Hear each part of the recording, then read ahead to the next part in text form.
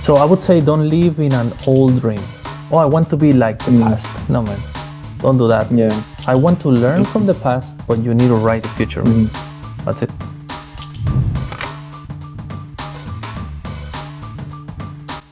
Thanks everybody for putting your questions. The reason I wanted to do this class Q&A is because I think it's very helpful also for me to understand your struggle, and also for you guys to maybe think about your process when you design cars. Maybe think about the small little things that stop you in your process, right?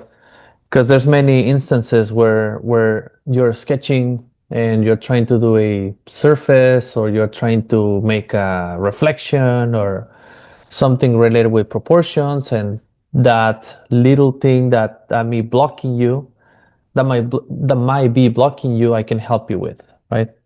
So, and also I think is more efficient rather than just having random, very general questions. I think it's better if we go very specific, right? Because sometimes there's people who said, "Oh yeah, my question is how can I render a car?" It's like it's just too vague and it's just too big of a topic, right? It's almost like how can I make a good design? It's just too broad, and I think it's way better if we go specific. So let me see. So we got. So, and I want to do this periodically.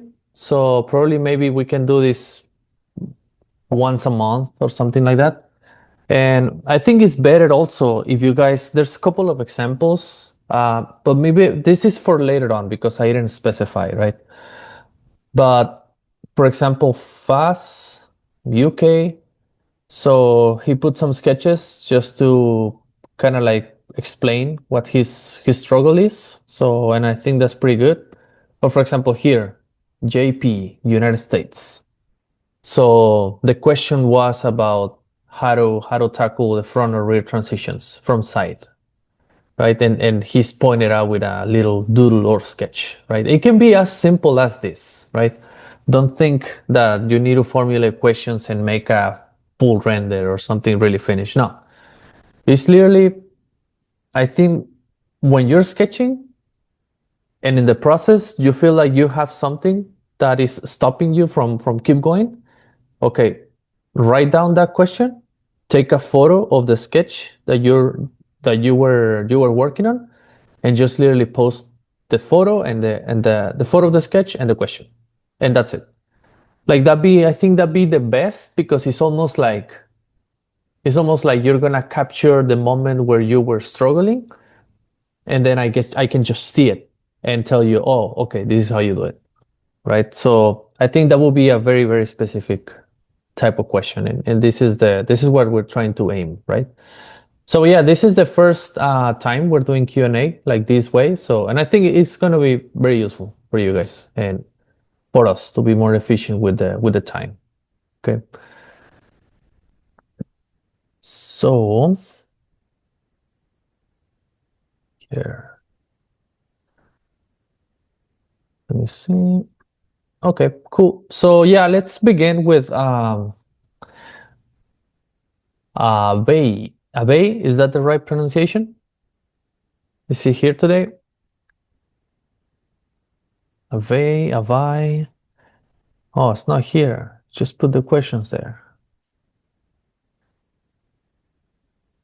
India. Um, Abe, are you there? Nope, maybe not. Okay, I see Tanish Bas. Okay. So yeah, let's move to the next one, and then we can keep going with once he show up, we can keep going with his questions.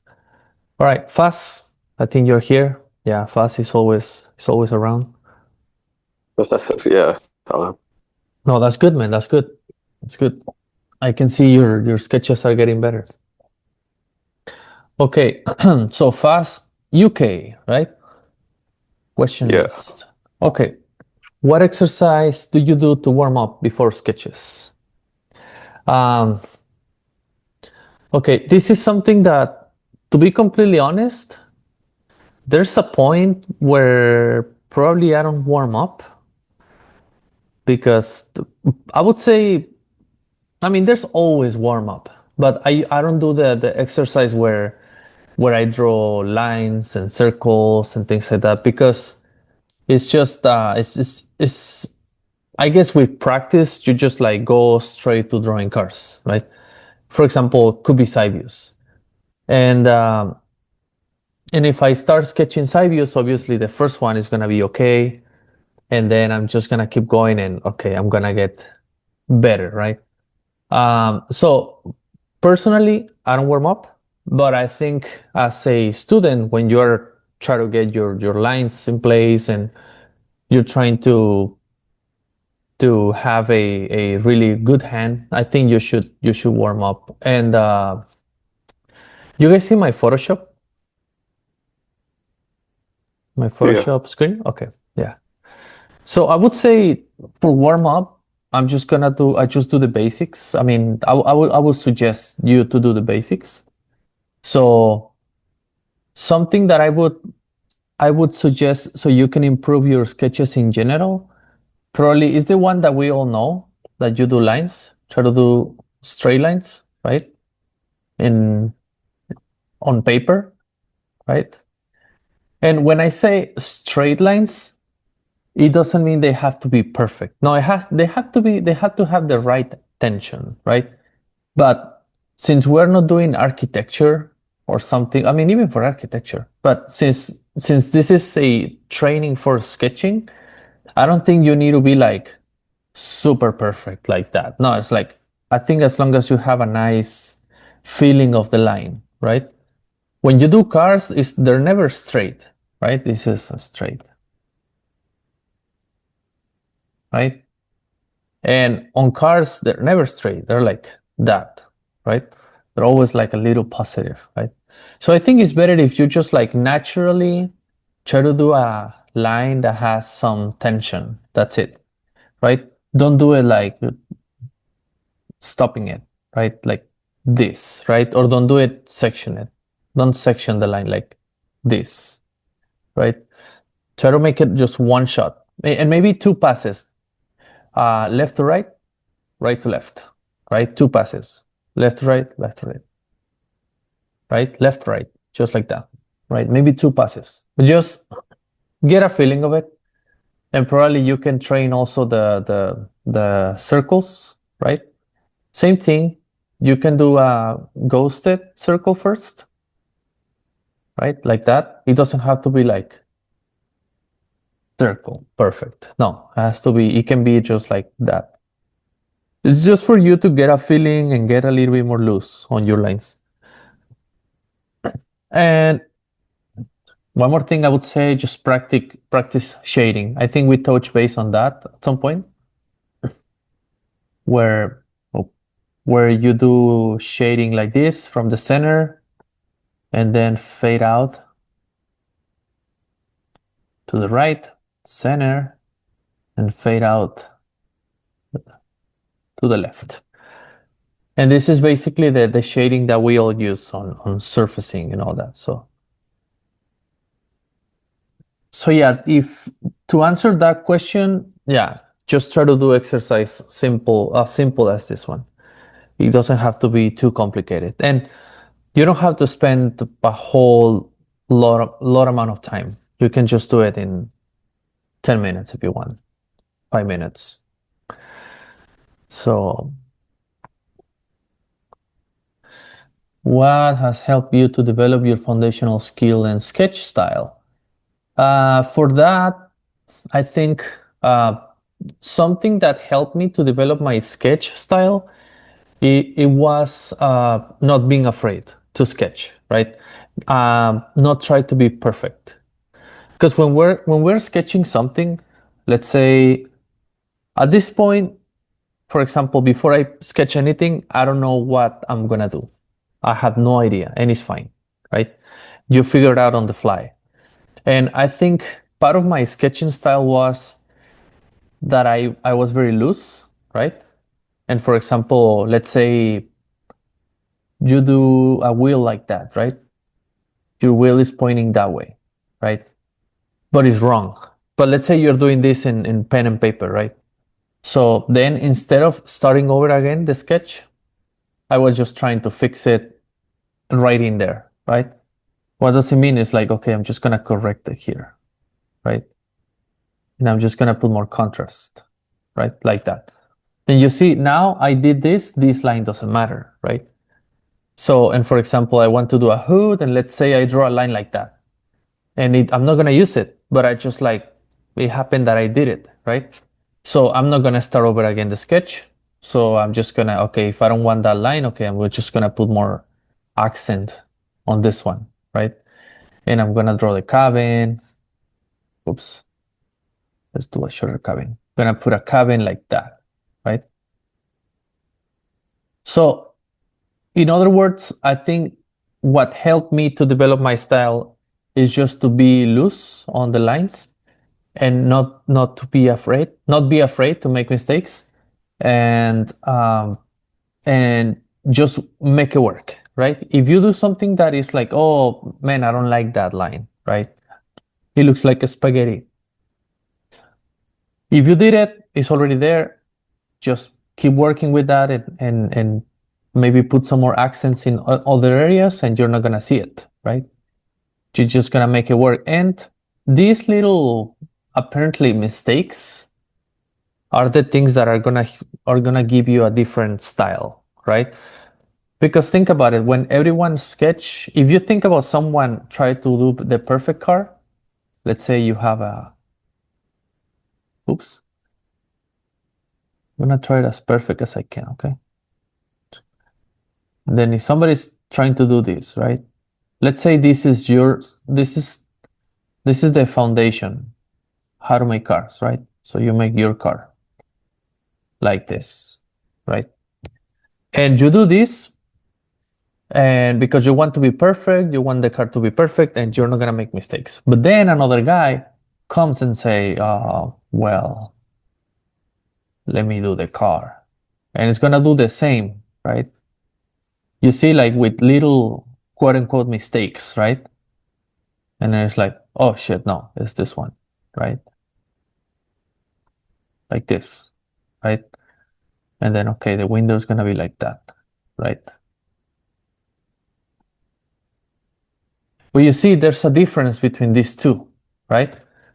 And the first one looks, it's a car, but it looks okay. And the second one, the B option, right, is the one who's like, huh, there's something interesting there. Why? Because there's some lines in here, another here, another here. There's another line in here. There's a lot of energy, right, on the sketch. And that's what makes you like stand out. It doesn't mean that you're gonna put random lines on purpose. No, but you're just gonna go with the flow, right? You just go with the flow and don't try to make lines perfect. Don't be afraid to make mistakes. That's what really is gonna give you your style. Because if you think about it, you can express best your ideas. You can express best yourself, right? This is more like an artistic process, right? An artist is what he's going to tell you. He's gonna tell you, oh yeah, it's just go with it, right? There's no mistakes. So basically that, oops. So if we go for, does that make sense, Faz? Yeah, yeah. Yeah. It's just more of a because I'm like you'll find out with another question below. But I'm trying to refine Okay. some of my Mm. sketching style. I'm struggling with having a messy design, and the design is always open to interpretation. Okay. Yeah. Natural in design. Yeah. No, I see. And these are your sketches, right? At the bottom? Yeah, Yeah. I think at this point, you have like nice loose sketches. I think what you're missing in some of them, not in all of them, you're missing one is tension on the lines, and second, I think you need to make some overlays, right? From the same design and try to just make it perfect. Because think about it. The loose design that you did at the beginning is just to get the idea fresh, to get the expression, to get whatever you're trying to do. And then once you have that idea, it's also your job to decode the idea, right? To grab it and say, okay, this is the feeling that I have here. Let me do an overlay, clean them up, and then compare the two. Compare your new clean sketch with the old, well, not the old, but the first one, loose sketch, and just try to make sure if it's the same feeling, if you're capturing the feeling, right? You're capturing your design intention. Um, Can I ask a question? yeah. No, no, for You said sure. Yeah. tension. Yeah. How would you apply tension to the sketch Tension. itself? Yes. All right. So you need tension in certain parts, right? So because since your sketches look little organic, which is not bad, um, I think you need to, because I have a similar problem when I was a student, because I have organic loose sketches, and then it's like, you're missing the automotive feeling. That's what they said, right? And they referred to putting some tension, and I mean, some people meant to put some conventional automotive cues, but I think what I was missing is just the naturally tension surface that you need to do just because aerodynamics, right? Because cars are objects in movement, and they need to look that they're caught in the air, right? So, for example, here, I would say all of this gesture is okay, right? I don't think there's nothing wrong with this, but just put more emphasis on, for example, these lines, right? If you're gonna have a fast line like that, make sure you have a little bit of construction on here, right? On the cabin, right? And it's very clear. Make sure you see the silhouette complete, right? Maybe you have a little bit of hood in here. So when I mean tension, you need to have if you have a line like this, right? It's just a static. You have it's just a curve, and it doesn't look like it's tensioned, right? So, and when you have a line that is more directional, right? Let's say like this, right? You have your acceleration point here, right? And it looks already like a teardrop, and it looks like more tension. And it looks more tension because it almost looks like you're pushing. Imagine that this was a rigid metal bar, right? And imagine that you're pushing that bar from this point, right? You're pushing it that way. And imagine that there's a wall in here. Oops. Wait. There's a wall in here, right? And this point is touching here. And when you apply force, you have a tension point, right? And the tension point can be here, right? So when I said tension, it's like you need to have a little bit more of that, right? For example, in your case, if you got a line like this, it goes like that, right? And as I said, it is not necessarily have to be a line styling, but it can be just the way you laid up your concept, your car. For example, the ground line, right? It's a line technically, um, but you're representing the chassis, right? So, I think that's it. That's how you get tension by putting lines that are the acceleration point is not symmetrical, is asymmetrical, which means is towards the front, or in the other case could be towards the rear like that, right? You add that and try not to have a symmetrical graphics, right? For example, the bubble that you have here, right? Make sure it's not in the middle, right? Because you got your car here, and if you have your bubble in the middle, it makes it look so awkward, right? So tension, it also comes from directional, right? If I do this, and I do this to the rear, right? And I do this,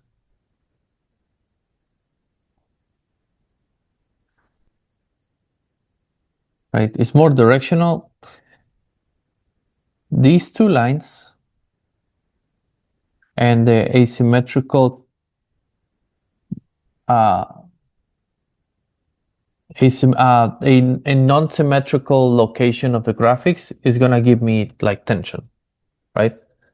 So the exercise that you can practice right now with your sketches, the way you have them now, I think is that is just try to grab some key lines, right? Let's say you want to grab, let's say this guy, right? Oops, this guy from here. Just key lines, right? Maybe if you're not gonna use it, but or use it partially, just try to grab some key lines. This guy, right? And maybe the cabin, right?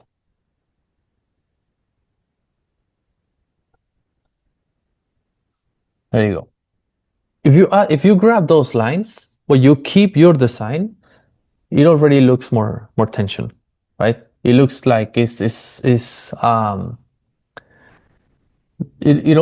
almost looks like it has some lines or spines uh or some like support that holds the surface, right?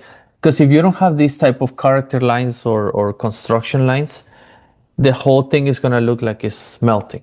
It looks too irregular, right? So the quick exercise just to get a little bit more tension on your sketches is try to just flow the lines a little bit more. But because there's one thing where you flow like this, right? Which is not bad because you are trying to search. And there's another when you flow like this and this bigger gestures, right? This is another type of flow, right? And this already makes your car looks more aerodynamic, right? Does that make sense? Yeah. Yeah. If not, you can tell me, man. No, I understand. Like Yeah. the skill you're sketching helped me a lot. Yeah. Okay. Yeah, just practice putting some tension to some fast lines in your sketches, and you're gonna notice the difference, right? So I notice you use Photoshop to edit car shapes. Yeah, you do it most. Okay. You're asking about my Photoshop files, and you say you do this more at the start or nearer to the end to help your design look better. Uh, I can the Photoshop tweak. I can do it at any point, at any stage, but it really depends of what you need. If you have a sketch that I need to change, for example, the wheels, or maybe the way I sketch it looks too narrow, I can just put it in Photoshop and wrap it. Like I can just like warp it. I can just like stretch it, right, and make it more dynamic. But just a little bit, right? If it's too short, I just stretch it a little bit and that's it. For example, Let me see if I find some.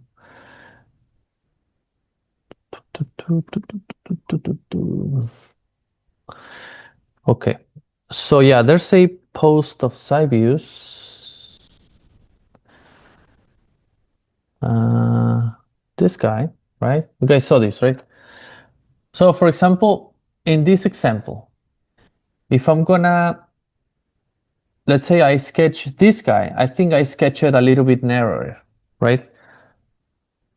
Oops. There you go. This guy. I think the way I sketched it, it was like this, right? It was like that. The only instances where I change a sketch, as I said, is because sometimes I just want to make it a little bit more dramatic, right? And I just do this, right?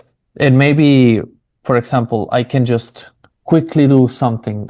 Let's say, oops, let's say here, right?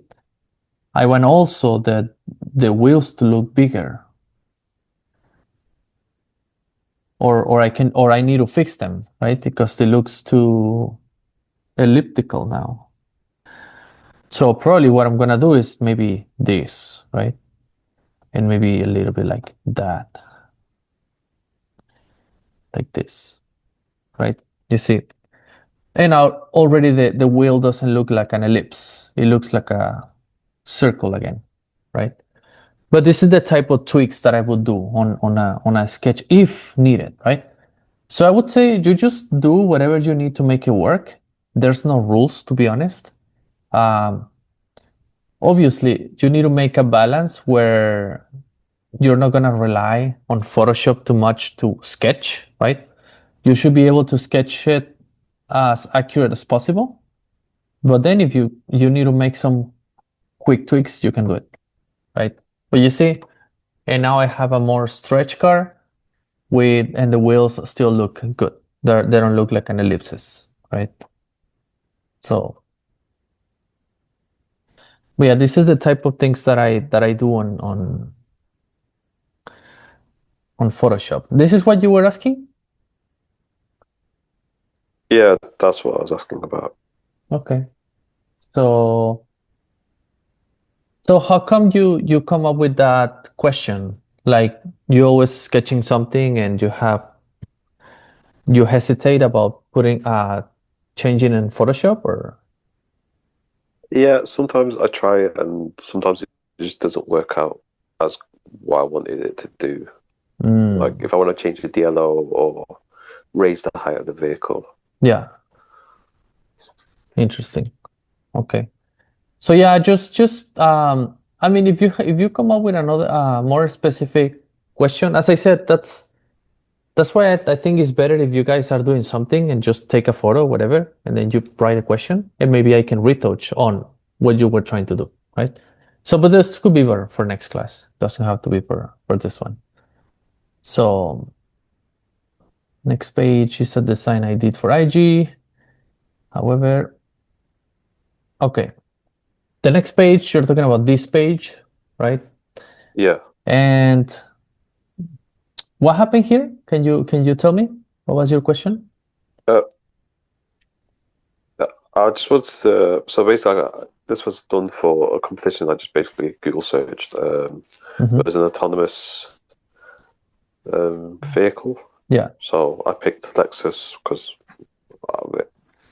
I enjoy looking at that brand design. Yeah. So I picked some images. I did a few sketches, found something that I liked, and then tried to develop it. But it's not a finished design, and I want to take it further as like a side project. I see. Okay. Okay. So let me see. So who did this feedback? How were my I thought the competition was AGP or APGP, APG or AGP. They just put 3 keywords out, and then you can basically design whatever. Yeah. Oh, that's that monthly Instagram competition, isn't it? Where they do Yeah. like a Interesting. questionnaire and a story with some keywords, and then whatever Yeah. has been chosen got the most votes. Then Yeah. I did not know that. Okay. I thought I'd try something different. Well, autonomous vehicles are really different, Yeah. but I just Yeah. thought I'd try. Okay. So one advice I'm gonna give you right off the bat is uh, try to figure out your sketch first before you do the rendering. Because this is two ways you can see this, okay? One is either you figured out your design on Photoshop or you figured out your design on sketching. But when you're doing when you start a Photoshop, don't think that the Photoshop is gonna magically solve your design. Photoshop is just the tool that you're gonna use to put value on the surfaces, and maybe if you are having trouble to see a certain shape, you put a little bit of soft brush and you see it. But you need to have a very solid idea on your sketch of what this thing is going to look like, right? So, and I would say because the shapes that you're showing here, oops, the shapes that you're showing on your Photoshop are not the shapes that you sketched, right? So, and I think you need to be careful with that, right? So let me just pass this to my.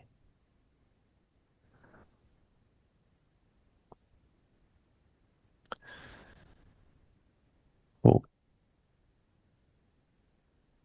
So I would say spend a little bit more time on sketching, right? Before you do a Photoshop.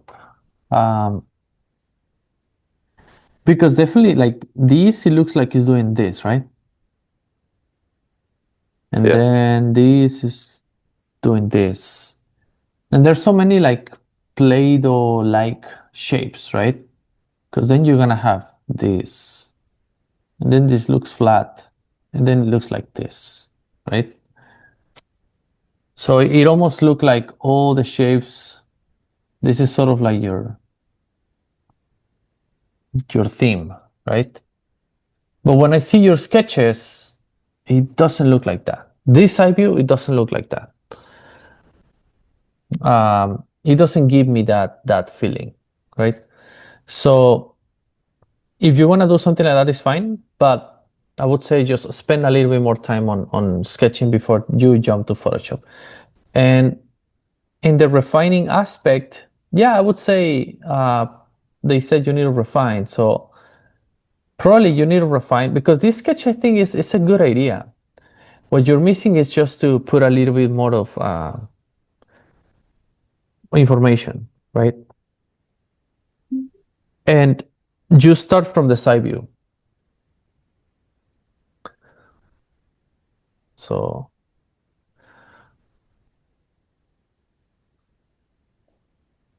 one exercise that you need to do is, let's say you have your sketch, you have the idea that you want, right? And then there's a point where you need to refine, right? For example, you need to lower the opacity and say, okay, at least on the second round of refinement, at least put your wheels in place, right?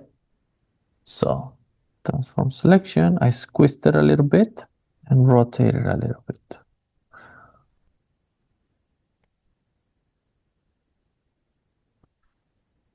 And it doesn't mean that all the sketch needs to be like that precise, but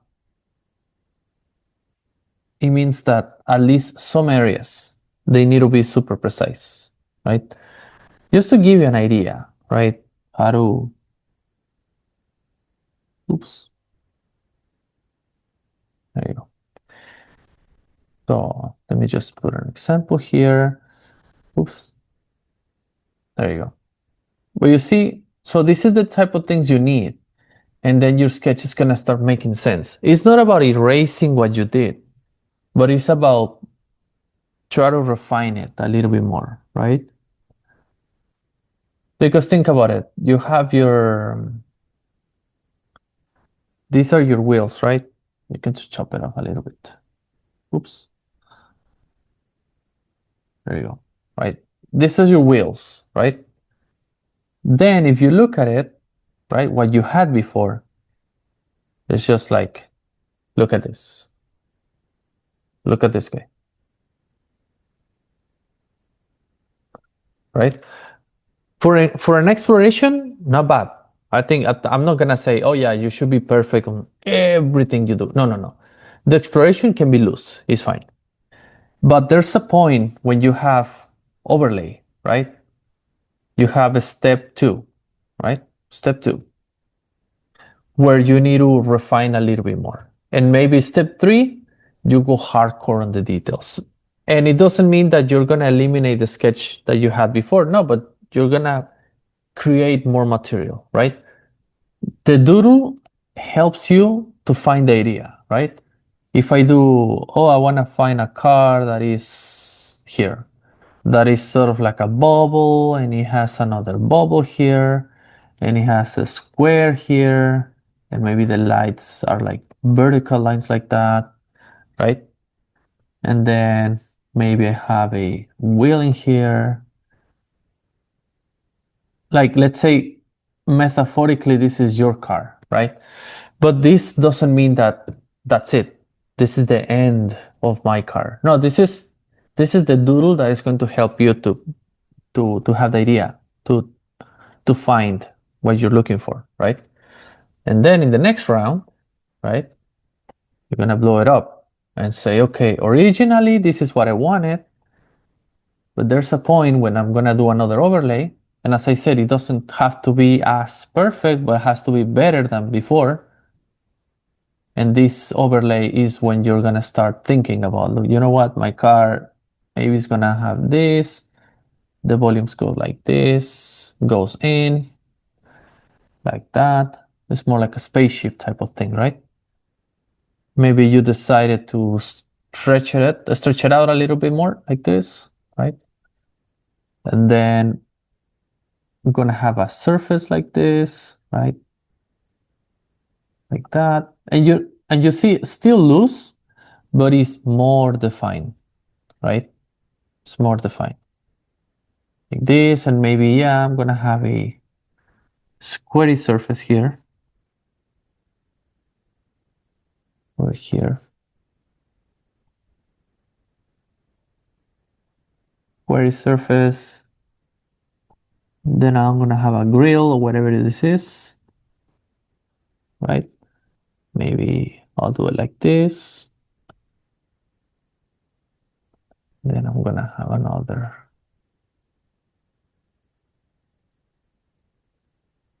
I'm gonna have a mirror, right? Let's say this is my spaceship, right? But this came out of the idea I had, right? Which is this guy. Oops. Wait, I'm supposed to make a copy of this. There you go.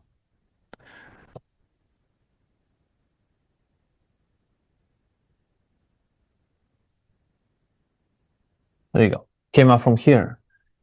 And I ended up having this, right? So this is what I mean with refine. The same idea, same thing, like same intention, but you decode it, right? It's almost like you discover it, right? You need to discover the things that you were sketching. And then if you go to the next level, which is more refined, this is where you need to be very specific, right? Maybe, oops, maybe on this guy, there you go, you're gonna have a cleaner frame, right? This is an example, right? You're gonna have a hyper clean, and maybe you can do it with pen tool too, right? But it really depends of your style, what is your intention, right?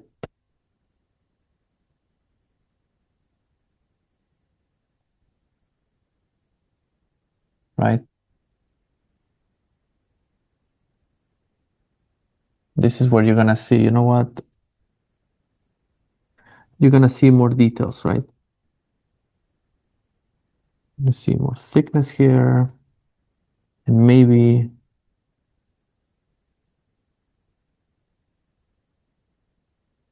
and then the section goes like that, right? Section goes like that. But at the end of the day, it's the same sort of like concept, right? So, but this is the doodle, step one, and then you refine a little bit more, step two, and then you go hardcore clean, step three, right? And there you're gonna use pen tool and all type of tools that you need. And a little bit sketchy just to give it a nice feeling, right? So does that make sense? Yeah, Yeah. like that. Yeah. So I think the way you had it now is just like step one, right? As I said, it's nothing wrong about the sketch. I do doodles like this all the time, but this is step one. Step two, make another layer, put the wheels in place, try to sketch it, decode it, right? For example, here, oops, try to decode it. Like, you know what? I'm gonna have my cabin like that, and then I'm gonna have a curve that is going to represent my windshield, right? Which is another line on top, like this. Oops, like that, right? Maybe my rear lamp is gonna be here. And maybe I'll make this, and I'm gonna make another surface here, maybe like a bumper. Maybe not, right? It's up to you. A bumper, right? And maybe you have your wheel arc in here, and then you're gonna have some shading here, right? This. And then, you know what? Maybe you're gonna have a volume here, right? So maybe you add a volume, short volume here, right? Same for the front here. This could be, I don't know, a feature. It all depends on you. What you're trying to do. Maybe you're gonna have a line here that define the whole bottom, and that's going to create more tension, right? Again, you draw a section line. Maybe it'll be simpler, then goes like that. Goes like that, and you have a light catcher here, maybe. You see what I mean? But it's just about, okay, what are the things that are gonna help you to understand better your design, right?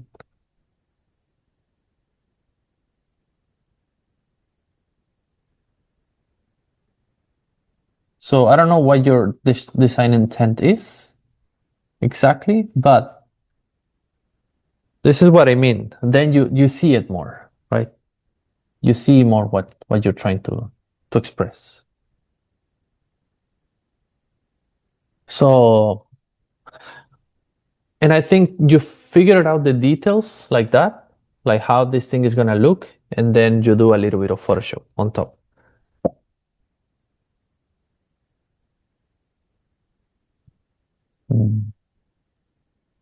And that's it. So, does it make sense? Yeah, thank you. Yeah. Okay. Yeah.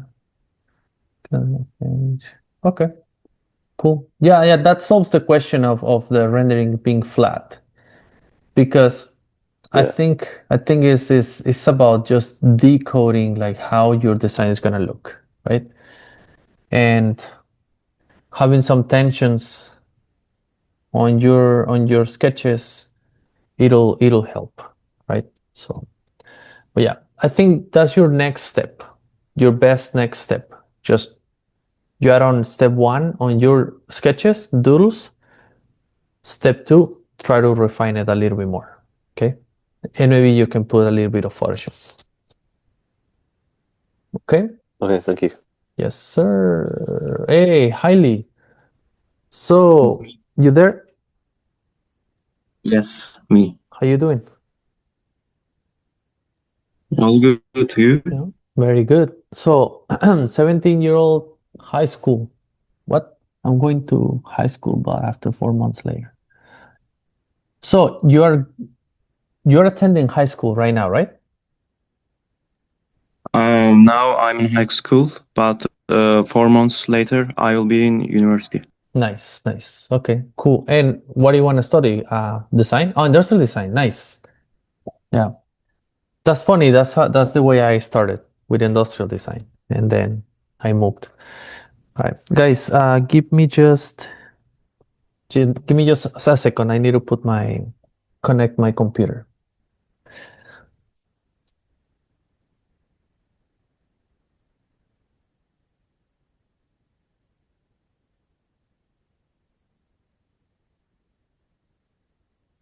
All right, because we're gonna run out of battery.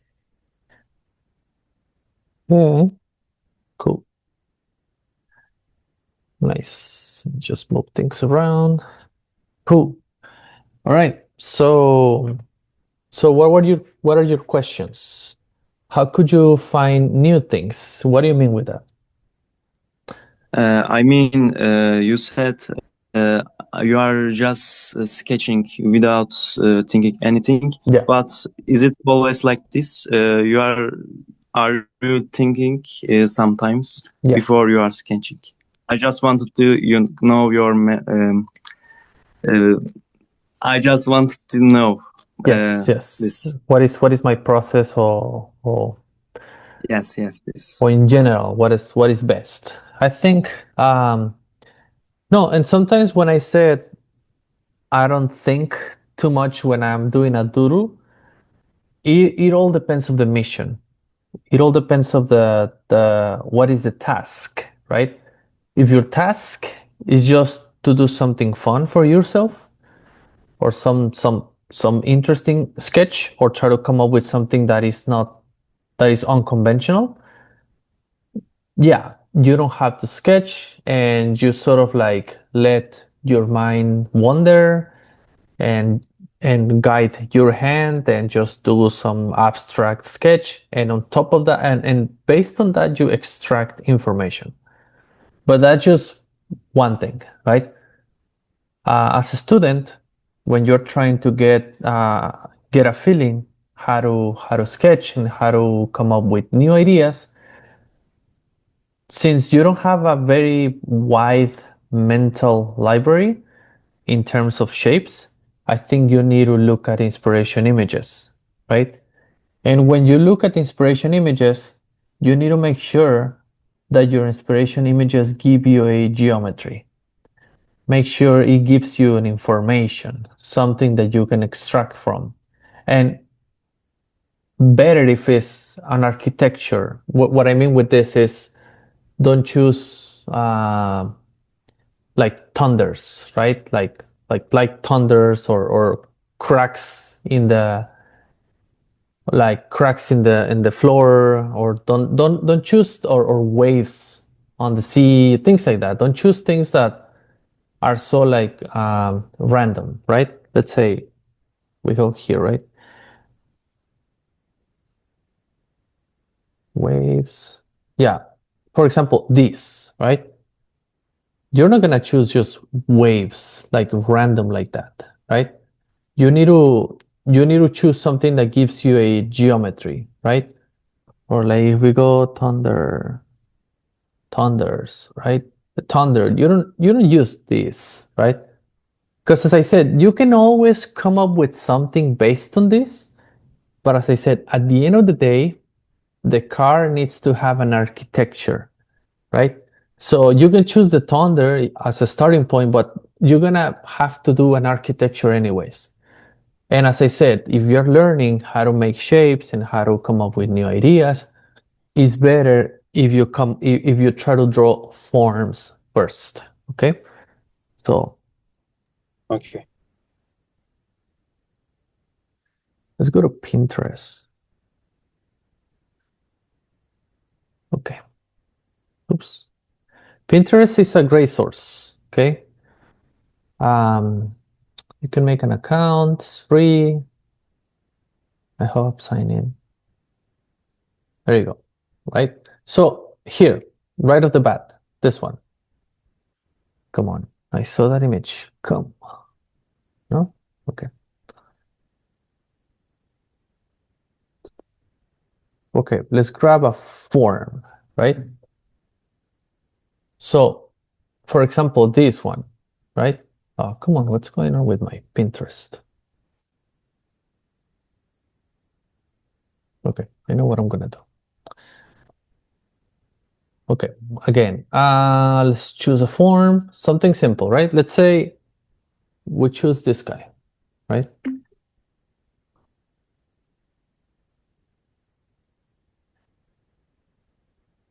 This is easy to digest, right? Quote unquote, right? But in the process of your cars, the exercise I would suggest you to do at the level that you are, like you're in high school, you want to study industrial design. I think you need to pick product designs, right, that are appealing to you, and make sure they have a very readable form, like you read the whole geometry. If we were going to simplify, let's say this design, right, we will come up with something like this. And then you have another piece in here.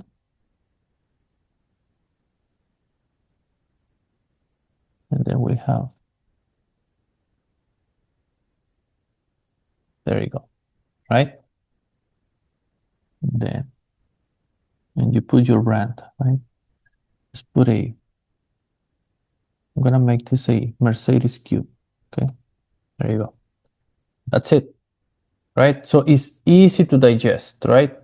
And what's going to happen is you're gonna try to decode the design, right? Ideally, right? So what we're gonna do is just this, and maybe we do this, right? And then it has, maybe we make it a little wider, like that.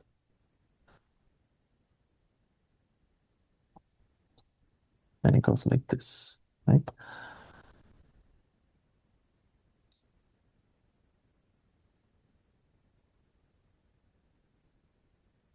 This is the type of exercise that you should be doing, right?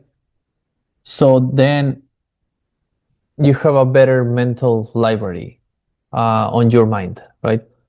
The more forms you draw, the more forms you're gonna have in your mind, right? And next time, let's say you do a car, next time you do a car, your mind is gonna be like, oh wait, I remember this shape. I remember a shape that goes like that, right? And then maybe your car is gonna be like that, right? But the thing is, like, you're gonna remember the volumes, right?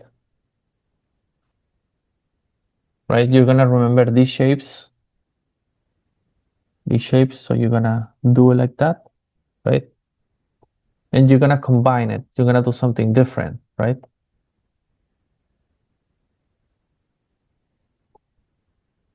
You see, and now you have already another type of car form that you can explore, right?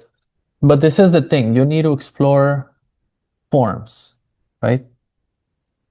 So I would say your approach at this point is to expand your mental library, your all the forms, all your form library. And I'm still doing it. Like many times I'm still doing it. The difference is like I control it. I decided to do a sketch from scratch.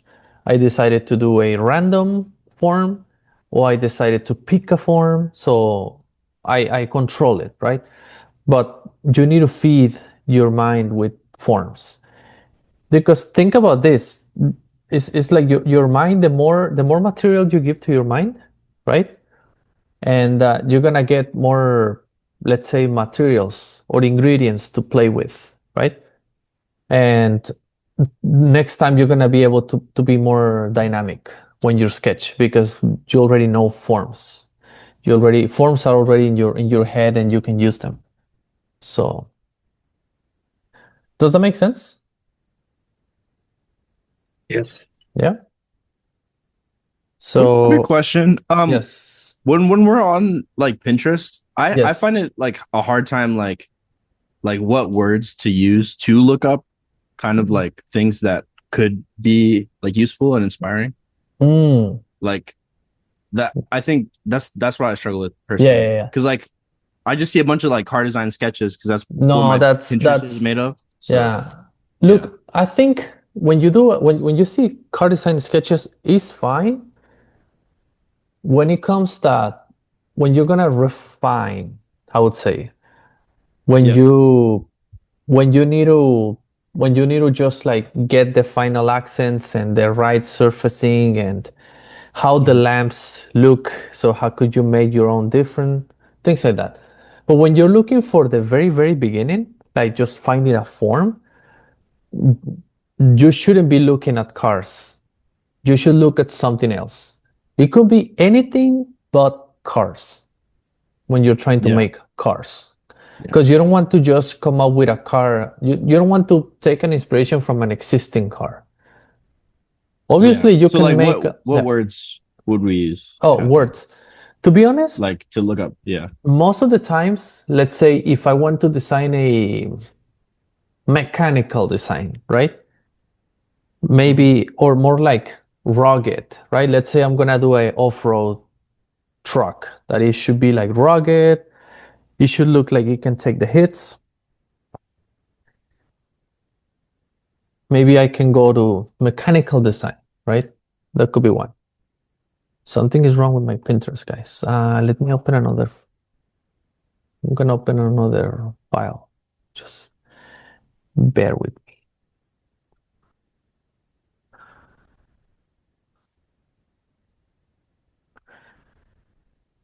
Something is wrong with my Pinterest. Pinterest. Okay, let's say mechanical design, right? Jesus, I don't know why I cannot search. Wait.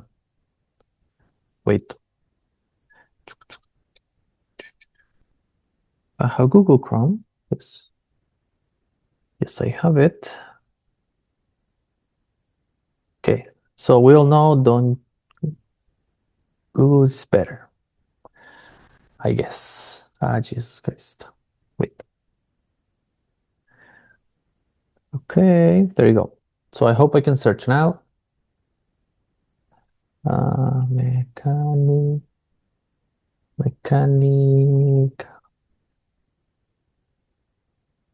There you go. So let's say I want to design something rugged, so I go to mechanical design, right? Then what you need to do is just don't look at cars, obviously, but look at forms that will help you to design something rugged. And just look at forms that are not super saturated, right? You need to look at forms that are going to give you some interesting insights, right?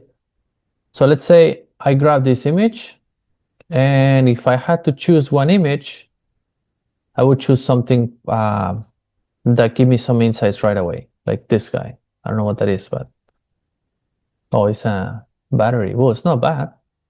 So yeah, I would choose something like this, right? Because these give me some mechanical insights and some mechanical shapes, faceted, has some layers, things like that, right? You can always go to, let's say you want to design something more pure, right? You can put just pure Design. Let's see what comes. Or like design. You go product. Well, still I got some here. Anyways, so but yeah, you want to design something more pure. You need to come up with this is being used a lot, but even myself, we need to come up with things like that, right? This is pure, right? This is pure. Things like that. Pure means that is super, super easy to understand, like this guy, right? This guy, right? Things like that. This. Just make sure you choose something that is it's not gonna confuse you, right? Right. This guy, right? This one is pretty cool. I don't know what that is, but it's pretty cool. This is a little bit more what Fast was doing on his car. Maybe somebody did something. This is not a car, but it's something. Yeah, but yes, this is pretty cool. So things like that. So does that make sense? Yes. Yeah. Okay. So yes, in the learning phase, okay, Halil. The learning Yes. phase, should I just focus on paper, sketch, or better? Or I think you should do both, right? Do you have a tablet, Halil, No. to But sketch? I will have a Do you think it's too expensive? I mean, for a high school student.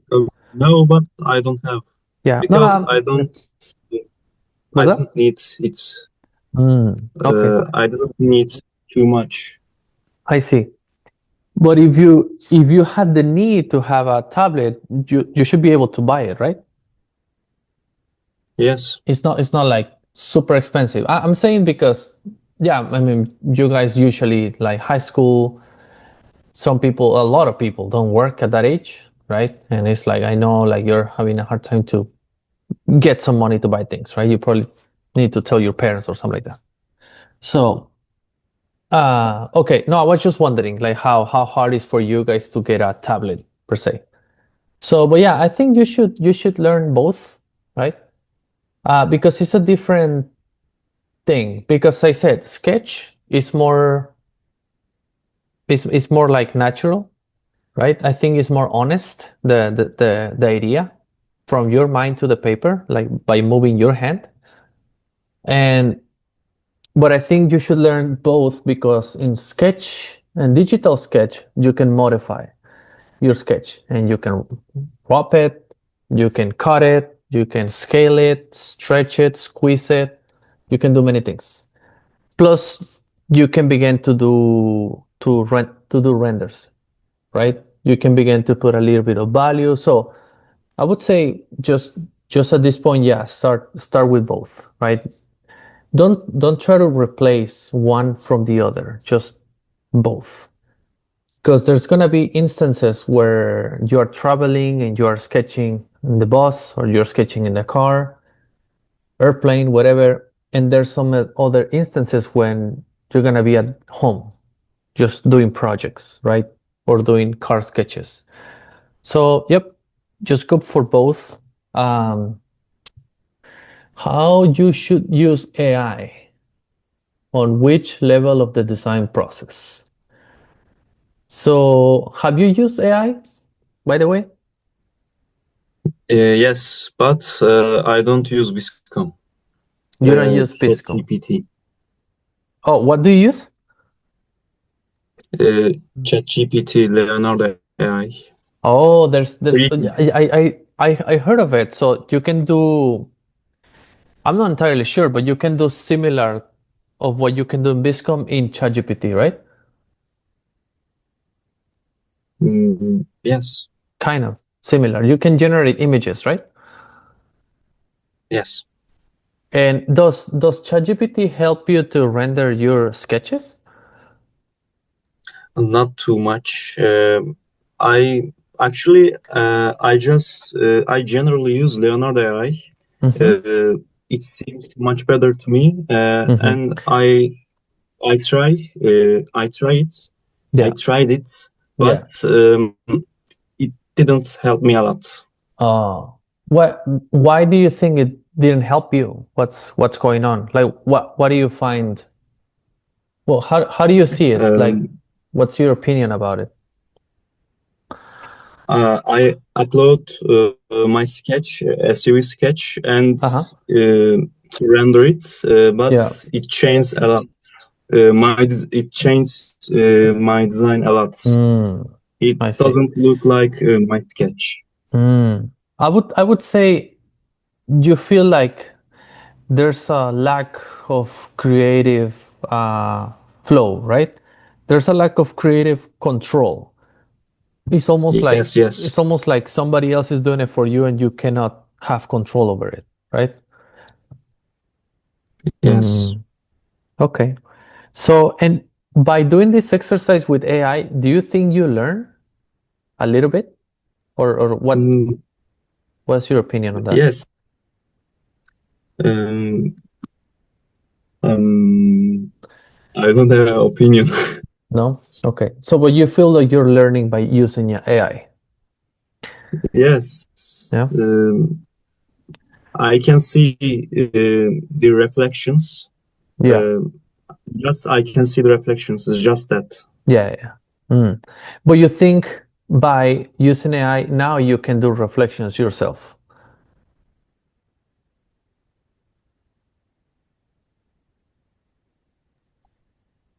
Khalil? Yeah. Yeah. So you think I didn't know. Do you think by using AI you have learned how to make reflections by yourself? Yes. I can see the reflections. It gives me some opinions. But my question is, because of that, you know how to make them? Not too much. Okay. Yeah. This is the thing what I was trying to get, right? I was just trying to figure out if you're really learning how to do things by using it. And what I mean is, if you get a nice reflection using AI, can you do that reflection by yourself on pen and paper or Photoshop, right? Yes, I can do. Okay. All right. So I would say I would say you should use it for sure because it's a part of the workflow. I think you should use any AI tool. As I said, I heard a quote somewhere in there, and I think it's really truth.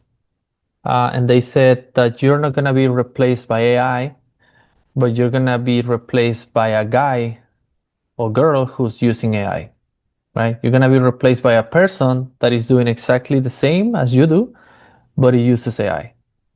So, which means this is just another tool that you should add to your workflow, to your advantage. That's it. It's not about the AI doing all the design work. That's just not truth. Because the design goes way beyond doing a pretty image, way beyond that. So, because if you think about it, right, you generate an image on AI, right?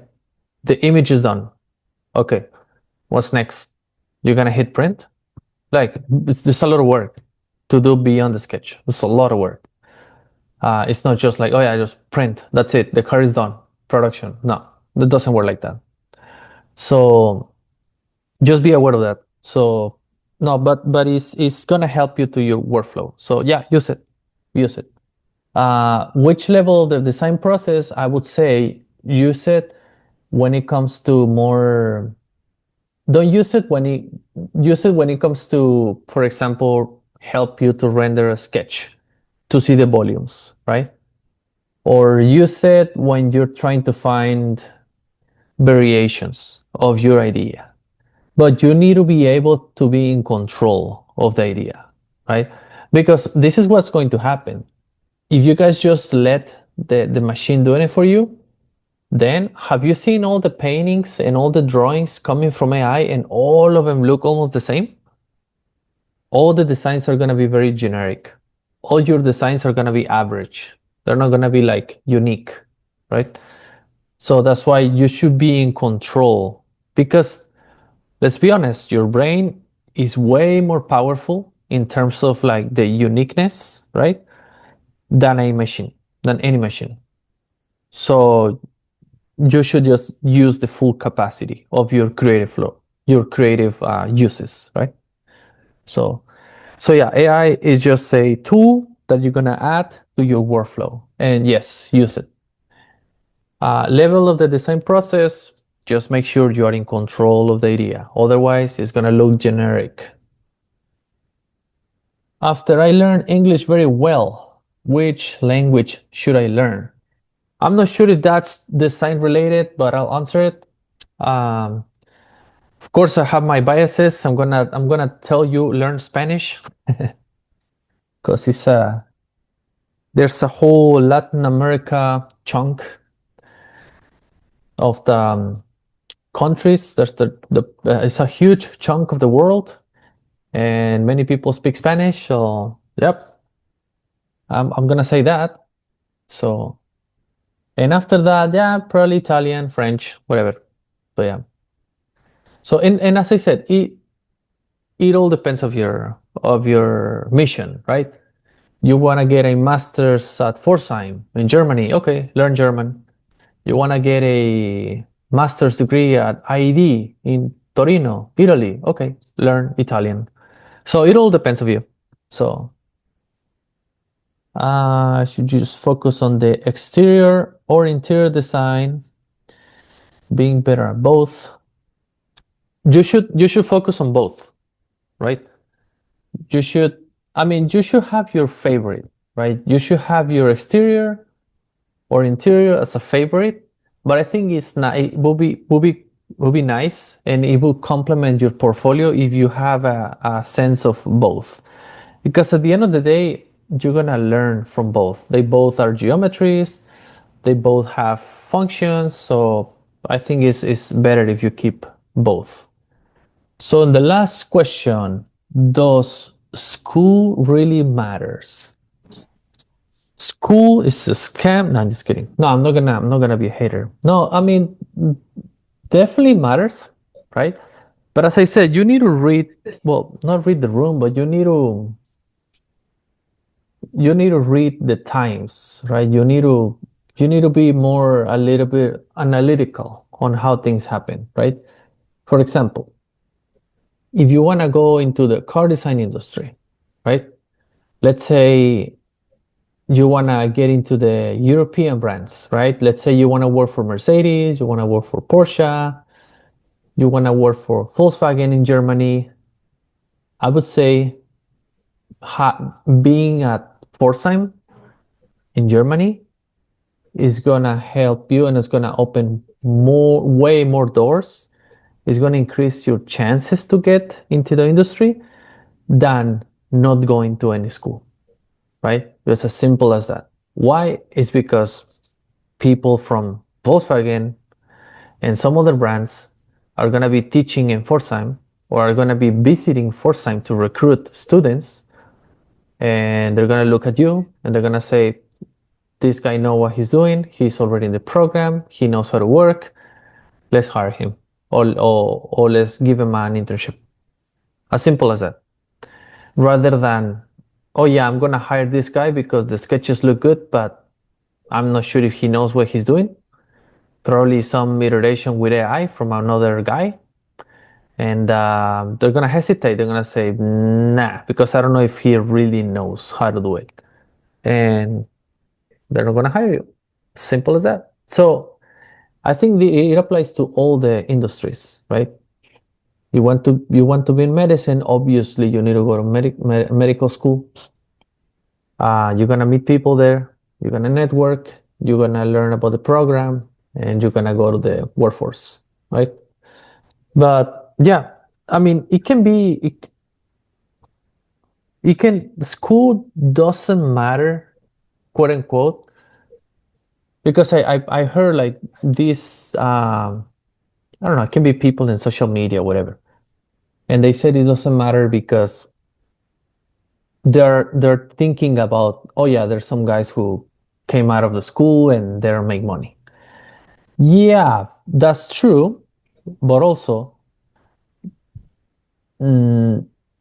it really, as I said, it really depends of the situation, because there's some people who say, oh yeah, I'm gonna go into certain school, do nursing or do whatever just because of the money. And that's a mistake, right? Because they're just gonna do it just for the money. So it means they don't care. It means they're not gonna be the best. And it means their skills are not gonna be in demand because they're not the best, right? That's simple as that.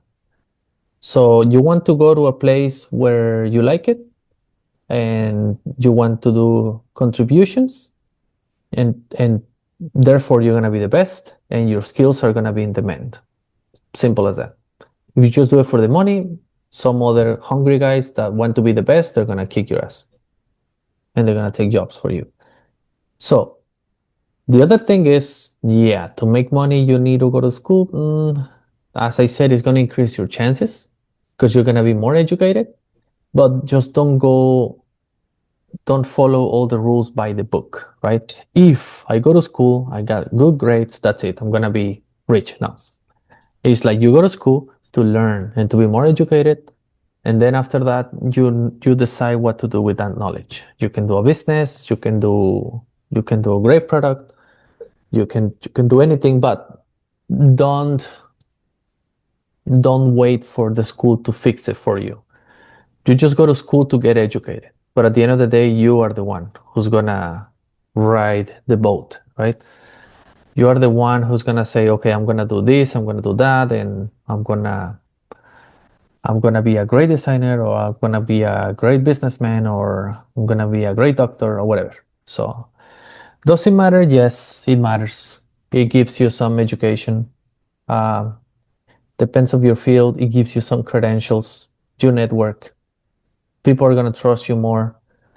You obviously gonna get educated. So it really depends. It's not a black and white question, right? But I would say just pursue it because you want to be the best. So Mateo. Matu. Is Matu here? Yes. Hi, how Hey are you? Matu, how you been? So Halil, does it make sense? You're good with the questions? Yes, Yes? absolutely. Okay. Gracias so much. Okay, cool. All right. You say gracias? Yes. Oh, Spanish already. Damn. Okay, nice. You can talk to Mateo. Mateo can teach you Spanish, right, Mateo? Matu. Hi, how are you? Hey, very good, Matu. You see that you got your questions here, man. Nice. I remember your topic. Yeah. Yeah. So, how was the week? It was really tiring. I had a lot of exams. Okay. Yeah, I've seen that you're missing some classes.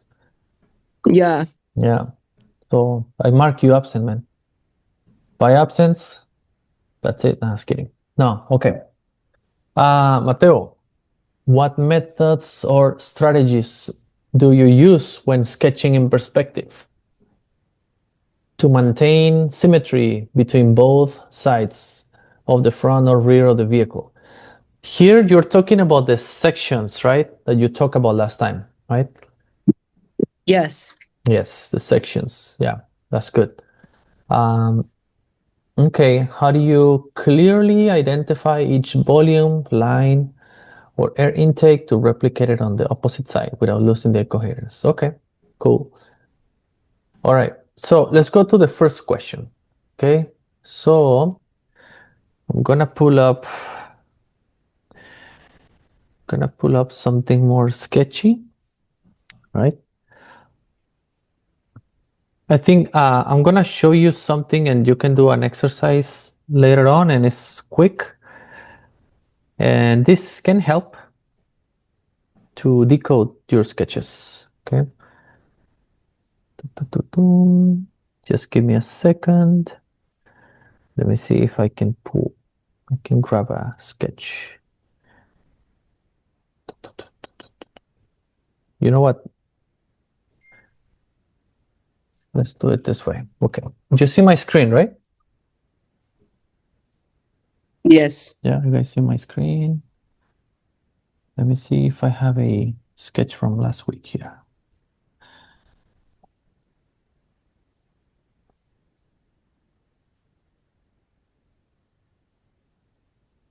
Maybe with this one, I can explain you guys, right? So you're talking about, correct me if I'm wrong, but you're talking about how to make this side and this side sort of like the same, right? Without losing the symmetry, right? Yeah. Try to get to sketch this side. Yeah, when I'm sketching with the perspective, I want to make the symmetry okay. But when I try to do the symmetry, I lose the perspective. And when I lose the perspective, and when I want to make the perspective well, I lose the symmetry. So I don't know how to make symmetry and perspective all the way good in the sketch. Okay, so let me see. Maybe let me pull one guy over here and try to find a good example, guys. Just to explain that symmetry. But one advice I'm gonna give you is first, you need to be able to read the geometry of your design, right? Let's say if you're trying to sketch this part, right? And then let's say you want to sketch it and don't lose you want to sketch it very symmetrical, so you're having a hard time how to represent this part, right? That's one of the things. Matu?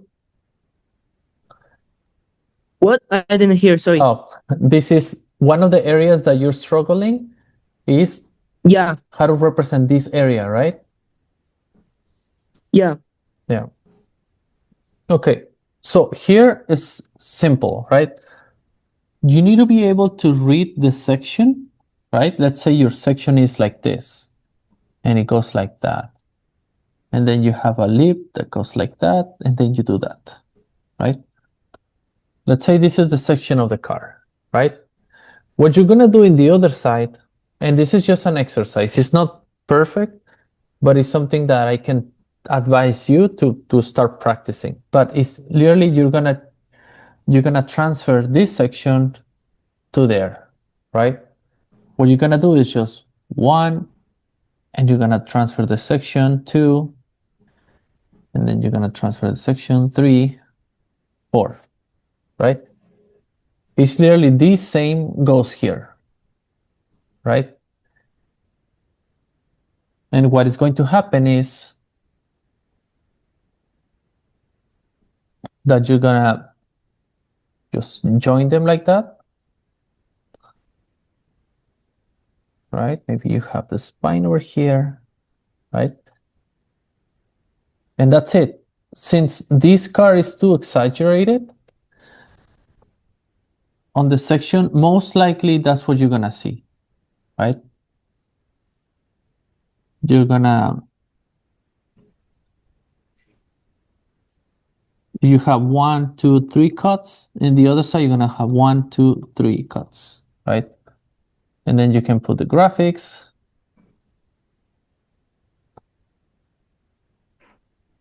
Right. And this is basically one exercise that you should do, right? And then you don't have trouble to make the section here, right? You're just gonna translate, right? And let's say your section is a little bit more subtle. Let's say you have a section that goes from here and then maybe just a little bit like this and like this, right? You're gonna do the same in the other side. If I clean it up, it's too messy. Okay, you got a section that goes here, here, and here, right? So same thing. you're just gonna translate the section 1, 2, 3. That's it, right? And then you draw the geometry like this, right?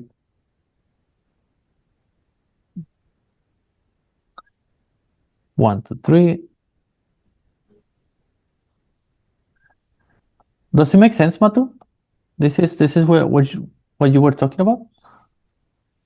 Yeah. Yeah. So always, anytime, whatever section you have, right?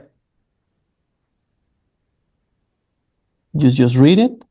That's it. Every time you have a sketch, it could be any sketch, okay? Right? This is a little bit too much for the front. But for example, here, always, you're gonna draw it in perspective. Section goes in, goes out, right? Section goes in, goes out, right? So if I have something like that, let's say I have something like that in perspective, right? Oops.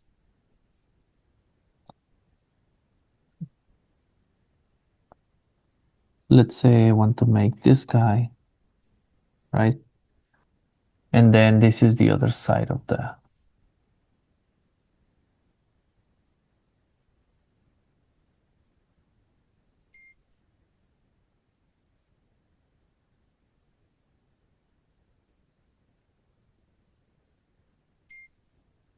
Okay, so here,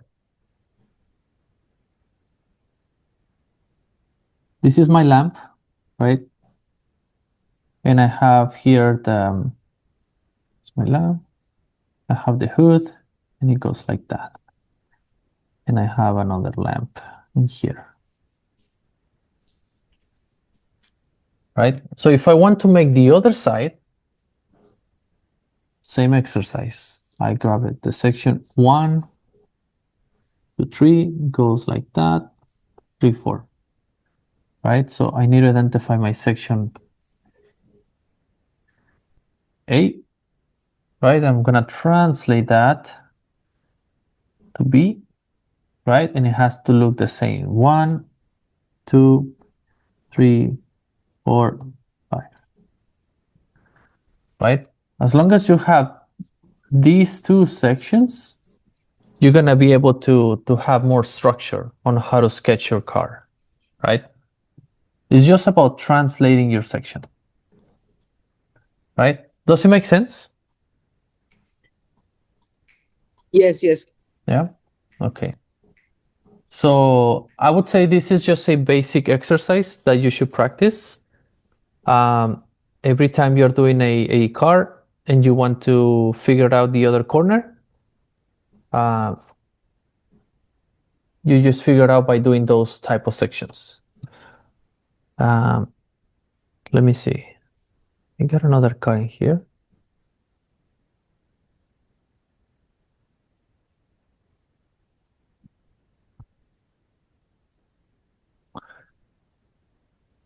So you have a car in here, right? Stretch it, whatever. Right, so here, same story, right? 1, 2,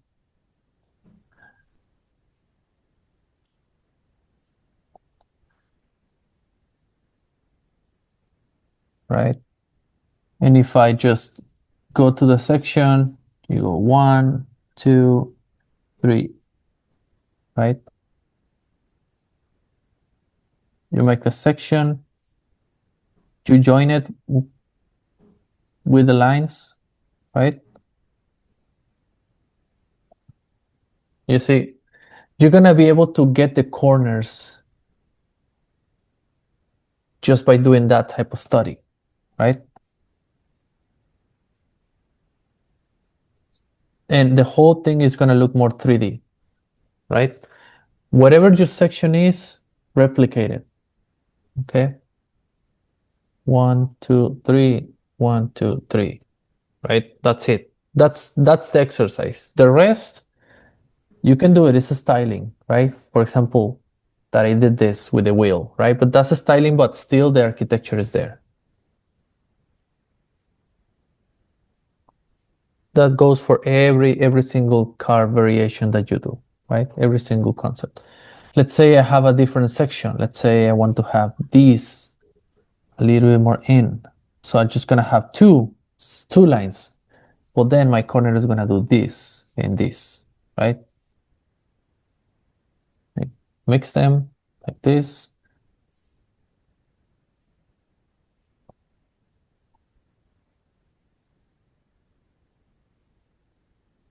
Then this is going to be my section now.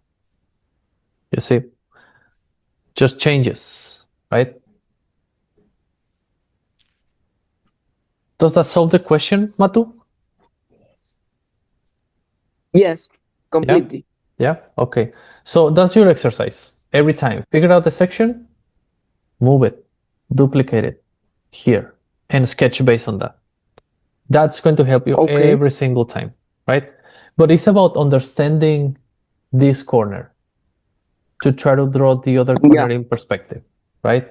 Always just study. You can even grab regular cards, right, from somewhere, like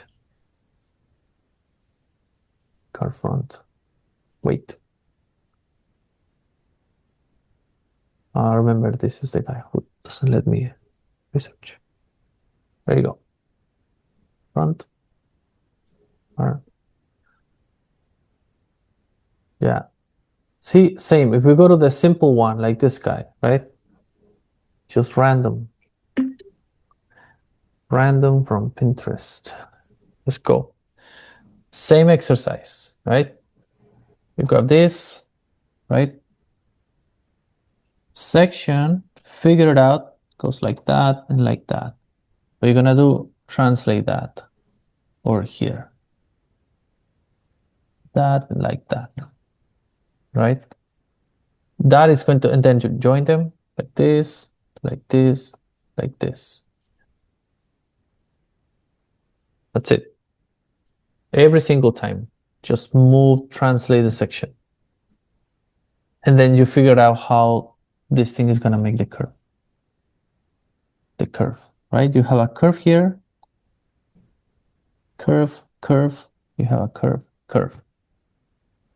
Simple steps, right? And just start simple, right? With every design that you do, start simple, right? Simple section, translate to the other side, simple section, and just cross, try to make a bridge to cross them like that, right? And that's going to help you to figure out the geometry, okay? And so how do you clearly identify each volume, line, or air intake and replicate it to the opposite side without losing coherence or dynamic flow? Okay, so this is similar to what we've been doing. As I said, it's something that you need to observe. Let me BMW. Let me grab a BMW from perspective because they tend to have like a nice like grill shape and air intakes, right? From this guy, for example. Jesus. No, I don't want to do this. Let's grab this. This is perfect. Okay. Same, perfect example. Right? Let's say, oops. Okay. So same, right? We got this guy, right? And as I said, if you identify the section, right? This section goes like this 1, 2, and then goes like this, right? And like this. You translate that over, it goes like that. You see? It's just a matter of translating the section. I just literally move it this way. And this is what you get, right? And then you translate that section in this direction, right? Like if I have a car, right, from a top view, I'm gonna draw a little diagram here, right? I have a car from top view, right? And this is my rear. And this is the front, right? It's top view, okay? This is the window, right? Wheels. What I just did, I draw the section here, right? And I move it to this, right? So from top view, that's what you're seeing right now. These two sections that I drew, right? And this is going to give you the section in this direction, right? In this direction. Now, oops. Now we need to get the section in the other horizontal direction, right? Like that, right? If you need to figure out more of the forms, right? Because this is the section, but it's like, how do you figure out this guy, right? So the same. You have, now you're gonna read, for example, you can just draw a section from here. You're gonna sort of like get how the sections from here look like, right? From here, right?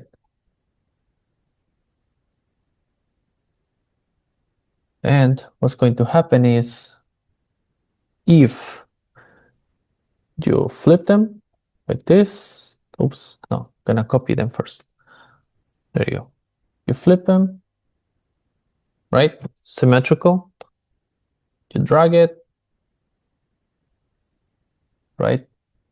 It roughly gives you, right? Because it's hard to match the whole perspective, right? But it roughly gives you the geometry that you need, right? So, but this is what you guys should be doing. Just like try to figure out the sections like that, right? This is the way you draw corners, right?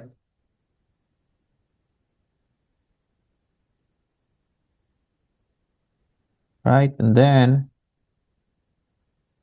you go like this. You join them like this to make a bridge, right? And you're gonna be able to decode the form, right? And it's gonna look more 3D automatically, right? Just by having these two sections. So yeah, basically understand the section, duplicate it, and duplicate it from vertical and horizontal from top view, and it can give you the clues how to figure out the corners. Okay. So does it make sense? Yes, yes. Yeah. Okay. You make it look really easy. Yeah. So no, yeah. I mean that's the point. I mean just practice, right? Those are easy steps, although the process can be messy, right? So, but just practice that exercise. Just measure the section, translate it, move it, measure it, and then you bridge them, right?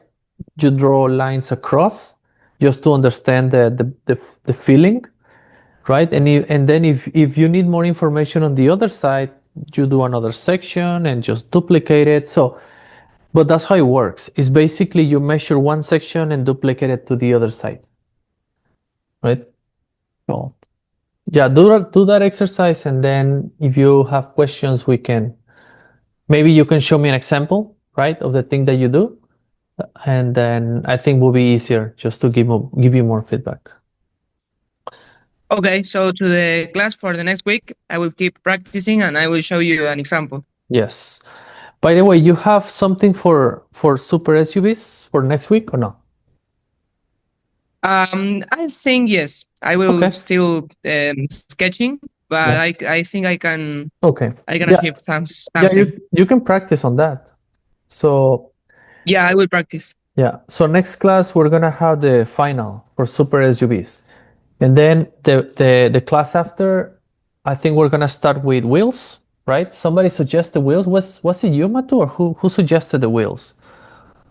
No, I will. It wasn't me. It wasn't me. Or I think it was in general. I throw it in there, and they said, "Oh yeah, cool. Wheels will be cool." So yeah, we can have another round project about wheel design, and we can make some wheels. Okay, I like it. Cool. So, do you guys want to take a 5-minute break? That's cool. Yeah. You good? Okay. All right. So let's take a 5 minute and then we wrap it up. Damn, we have a lot of questions. God damn. Okay. So if I don't get to all of them, really sorry. But for sure they're gonna be pending. I mean, we keep this document alive, and next time I'm just gonna go through the rest. Depends. Let's see how much we can get done. Okay. All right. I'll see you in 5 then.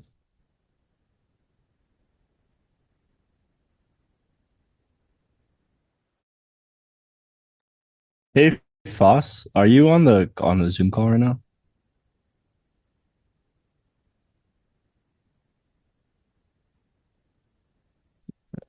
Because if you are, check DMs.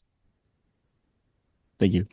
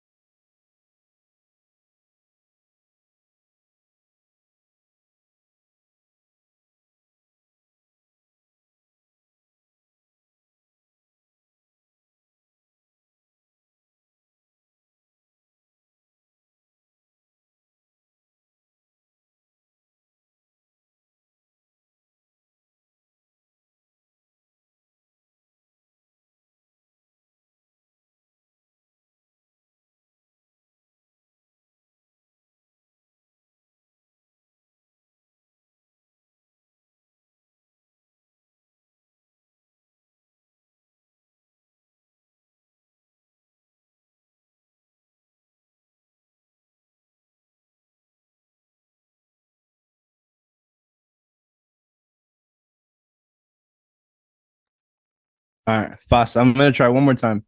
If you're here, just check DMs because I did an overlay, so you could check it out. Thank you.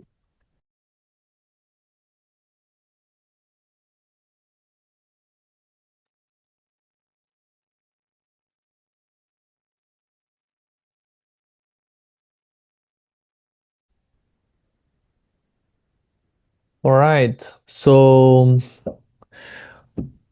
we got JP, United States. Is it JP today here? Yep. All right. Hello.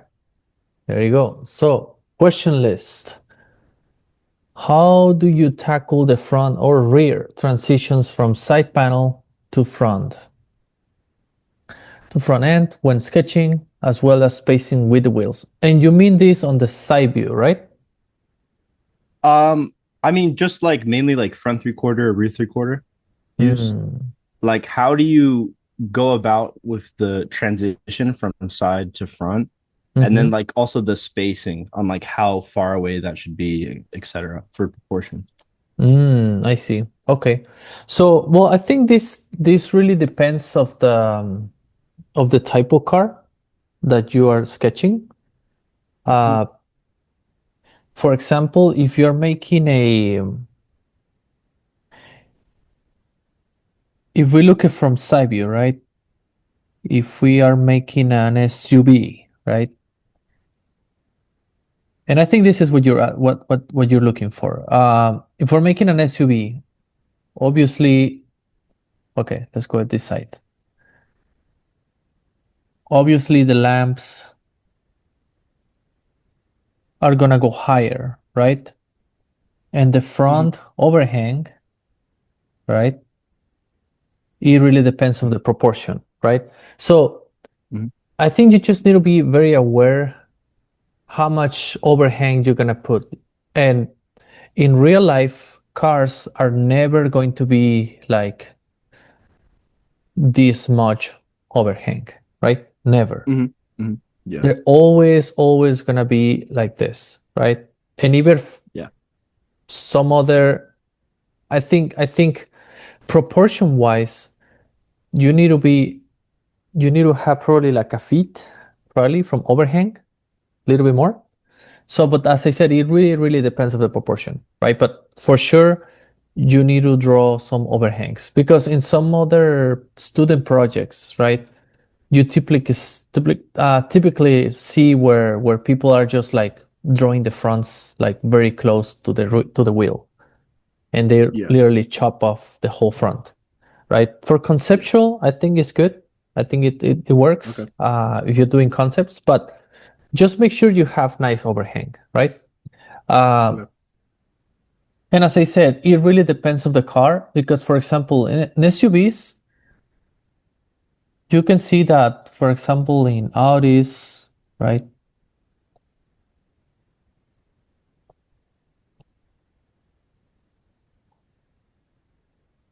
You can have this much distance between the wheel arc, right, and the hood. This much distance, right? But there's some other instances, right, when you're doing a sports car, right? It can be the same brand, right? Where this is just too much, and you need to lower the whole thing down, right? So probably the lamps are gonna end up being here, right? So it really depends. If you're making another car that is, let's say it's like a super sporty exotic car, right? Well, you're gonna end up having the lamp probably here, and probably the fender is gonna be here. Right? So I think it really depends of the mission of the car. There's certain rules for different proportions, but you just need to keep that in mind, right? Like what's the mission, right? SUV, sport, exotic. What's sort of like the mission? That's what you need to have in mind. Is that what you were trying to ask? Yeah, no, that helps Yeah. for sure. Okay. Yeah. Yeah. So let me see. So yeah, basically that's one thing, right? Tackle the front and rear transition. Yeah. So and the transitions, you mean what's going to happen? Like the corner. Yeah, what's going to happen here, right? But Yeah. this is more from perspective, right? Correct. Yeah. Okay. So let's say we grab this guy and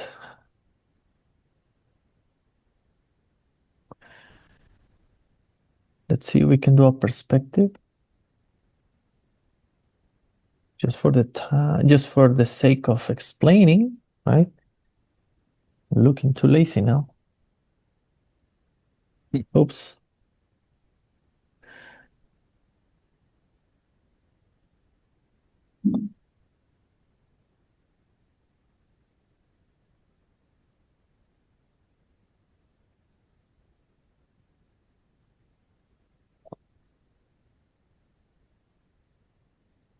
Okay.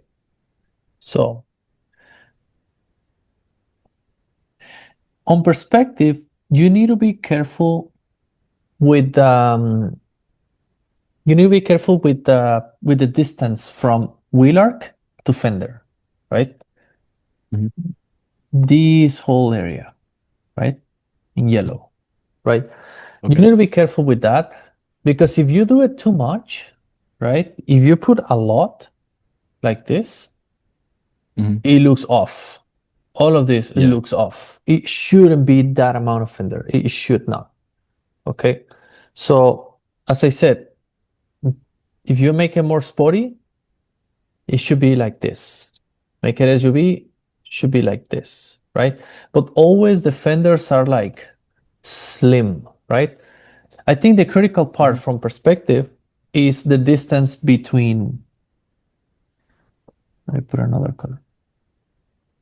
This distance is the critical part, right? Wheel arc to fender, always, because this is going to make you either look very slim, or it can look very off. Like it's just like it looks like a toy car. And then what's happening in the corner? One thing I'm going to advise is corners, when you're sketching especially, try to make it super simple, right? And why is always this word come to place, simplicity? Is because you make it simple as a form statement, and then when you add the functionality, which is air intakes, diffusers, lips, wheel arcs, wheels, lamps, hood, character lines, things are gonna get more complex. That's why if you start simple, it'll look good and balanced. But if you start complex and you add more complexity, it's just gonna be a mess. That's why you need to start very simple all the time. So for corners, just imagine that the corner is a section of a cylinder. Not really a cylinder, but it's a tighter section of a cylinder. Let's say the corner is a squarey, but with the radiuses like that, right? Yeah. Right. So basically, if I have a square, this is your radiuses, right? Corners are usually like that, right? So you should be able to see them like these first, right? So you can get a feeling of what's going on, right? And then, for example, if you add a air intake, right? Let's say you add that air intake here, right? Well, the air intake is, let me do it on another layer, right? Air intake is another flat plane like that, right? Yeah. But it's going to be intersected by another plane like that, right? Yeah. This, right? So it means they're gonna cut through here and through here.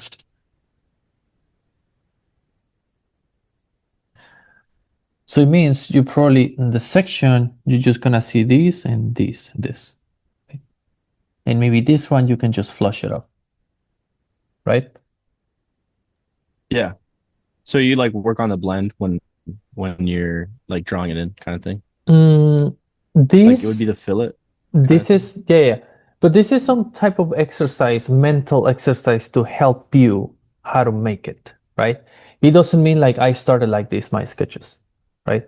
This is just to sort of like explain what's going on behind the form. Because once you master this, well, you're just gonna make this and you're just gonna make a reflection like that. And that's it. Okay. Yeah, I see what you're saying. Right? And you already know what's going on, right? Mm-hmm. And then you have since you already have a sense of how things look, you already can just like and just do this.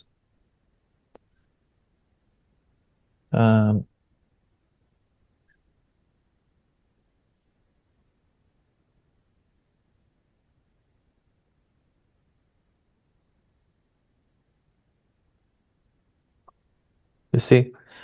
But this is because of the geometries behind this concept, right? Yeah.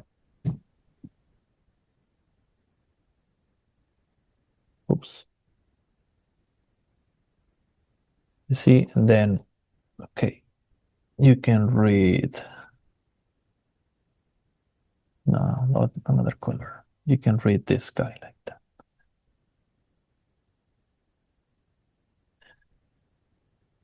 You see?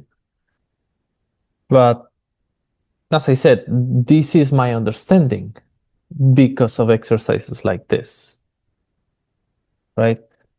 Because if you know how this corner works, it means that you know how to render it, right? Let's say if the light is hitting from the side, there you go. Let's say the light is hitting from the side.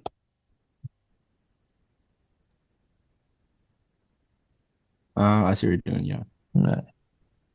It's hitting from this side, and I'm gonna get it from this side.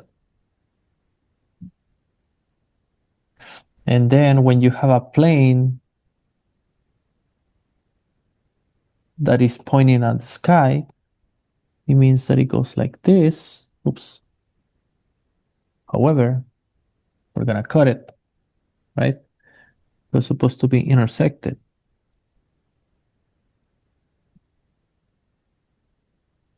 And then when you have a hole,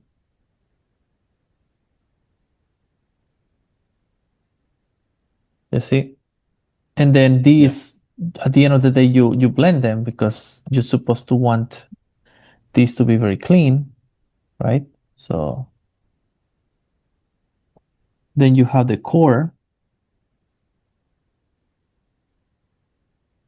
Oops. You have the core over here, right? Mm-hmm. So what you see is following that same geometry, right? And as I said, if you keep it simple, the corners, you can make a lot of variations and you can figure it out that faster and you can make your own proposals, right? Because let's say I'm not going to play with this plane, right? But let's say my next geometry could be a cylinder.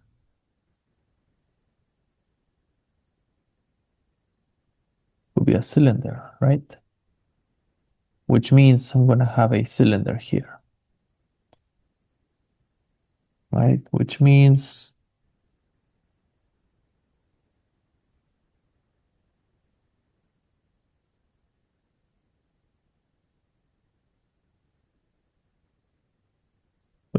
now my corner is going to have this, right?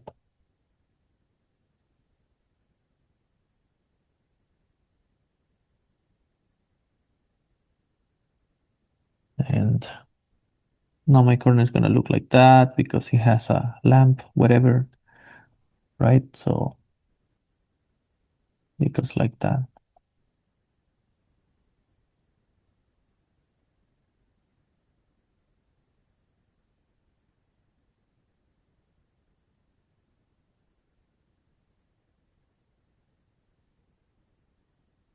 Right? Then if we duplicate that over here, well, technically we should flip that. So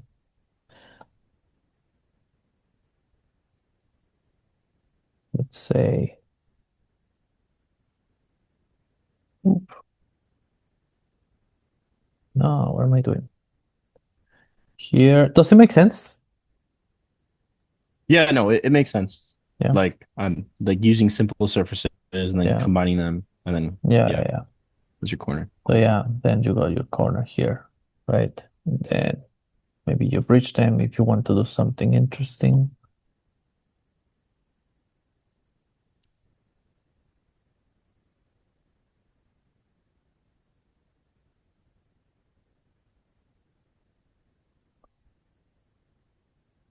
Right?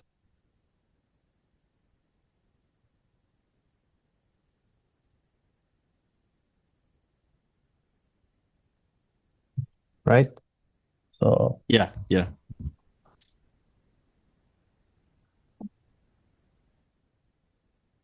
What? So do you use the fast lasso a lot?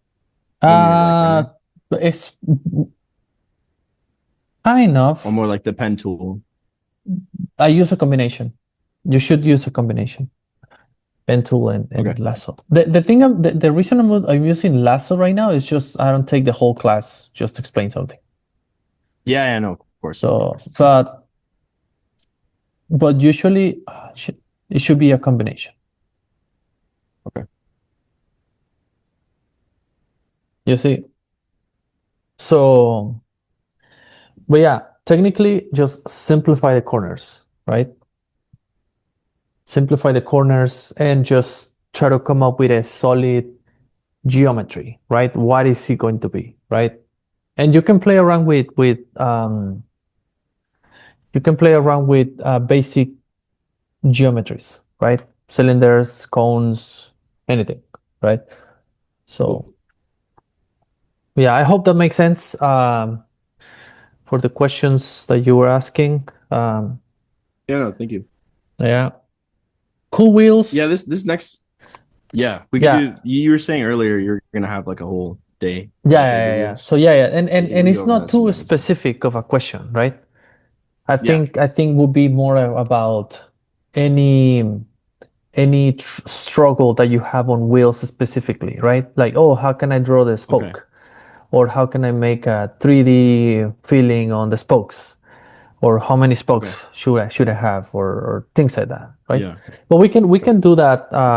As I said, after the final next week for super SUVs, the next topic can be wheels, and we can work on that. That'll be fun. It's gonna be fun. Okay. Yeah. Cool. And then the next question is pretty broad, but it's like if you have like a really quick response, then we can just move on. How to make details and surfacing cohesive. I know it's kind of broad. Yeah, I mean, details and surfacing cohesive with overall design.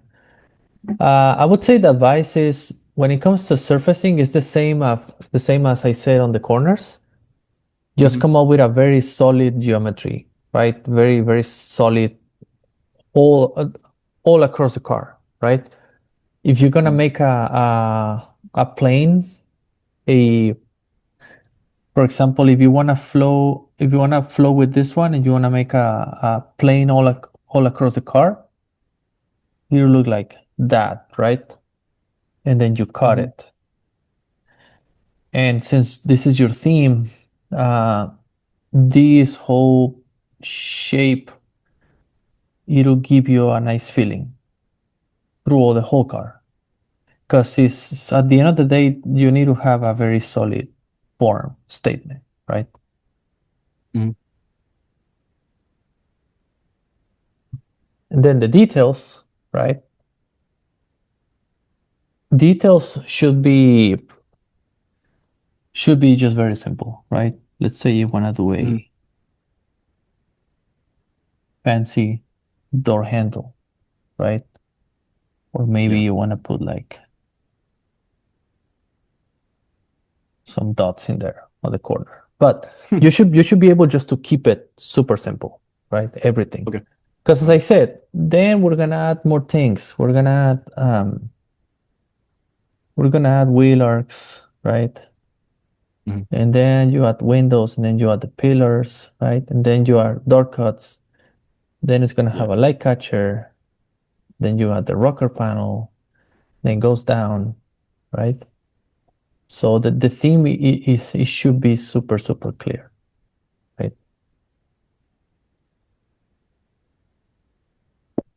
Anyways, but yeah, just try to make something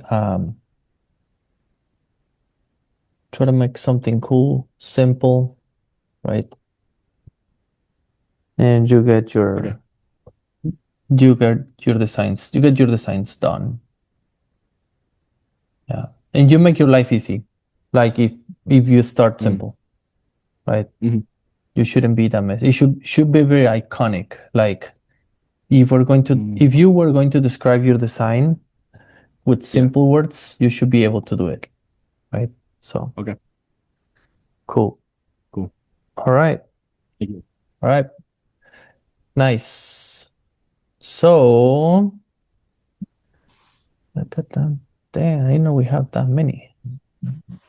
We went to page 7. Okay. So yeah, I'm gonna wrap it up soon. But definitely these questions we can keep going next class a little bit, or maybe the class after. And yeah, if you guys can still working on the document if you want. And as I said, it would be better if you just make a little quick sketch, or if you're sketching something and you have a trouble, just picture it, make a screen cap or take a photo of the thing, and you have that on the side of the question. So I can better give you a better feedback, more direct. So Shivan Shu, see here? Yes, Omar, how are you? Hey, how's it going, man? How you been? I'm good, man. How are you? Good. So how was this week? Oh, it's super intense. Yeah. As I told before, if you remember, I'm in SPD doing my master's right now. Oh, nice. You're in SPD? It's just assignments after. Yes, it's SPD. SPD? Nice. No, yeah, man. They're very car design programs, transportation programs. They're usually very, very hardcore. Yeah, it's just assignments after assignments. And yeah. tomorrow I have 3 assignments to give, actually. Yeah. Okay. It's super tight. Yes. So cool. All right. These are the questions, but I'd love if you would start with the second questions, because that's the question that I'm struggling with most right now. Okay. So what makes, because in our course, yeah. So your question is, what makes a cohesive and complete design concept brief in the auto design industry? What sort of projects do companies expect when it comes to hiring? I'm struggling coming up with great project briefs. It's confusing on where to start and what should be the approach. Okay. So few key points is you need to develop a strategy, the way you approach your portfolio, right?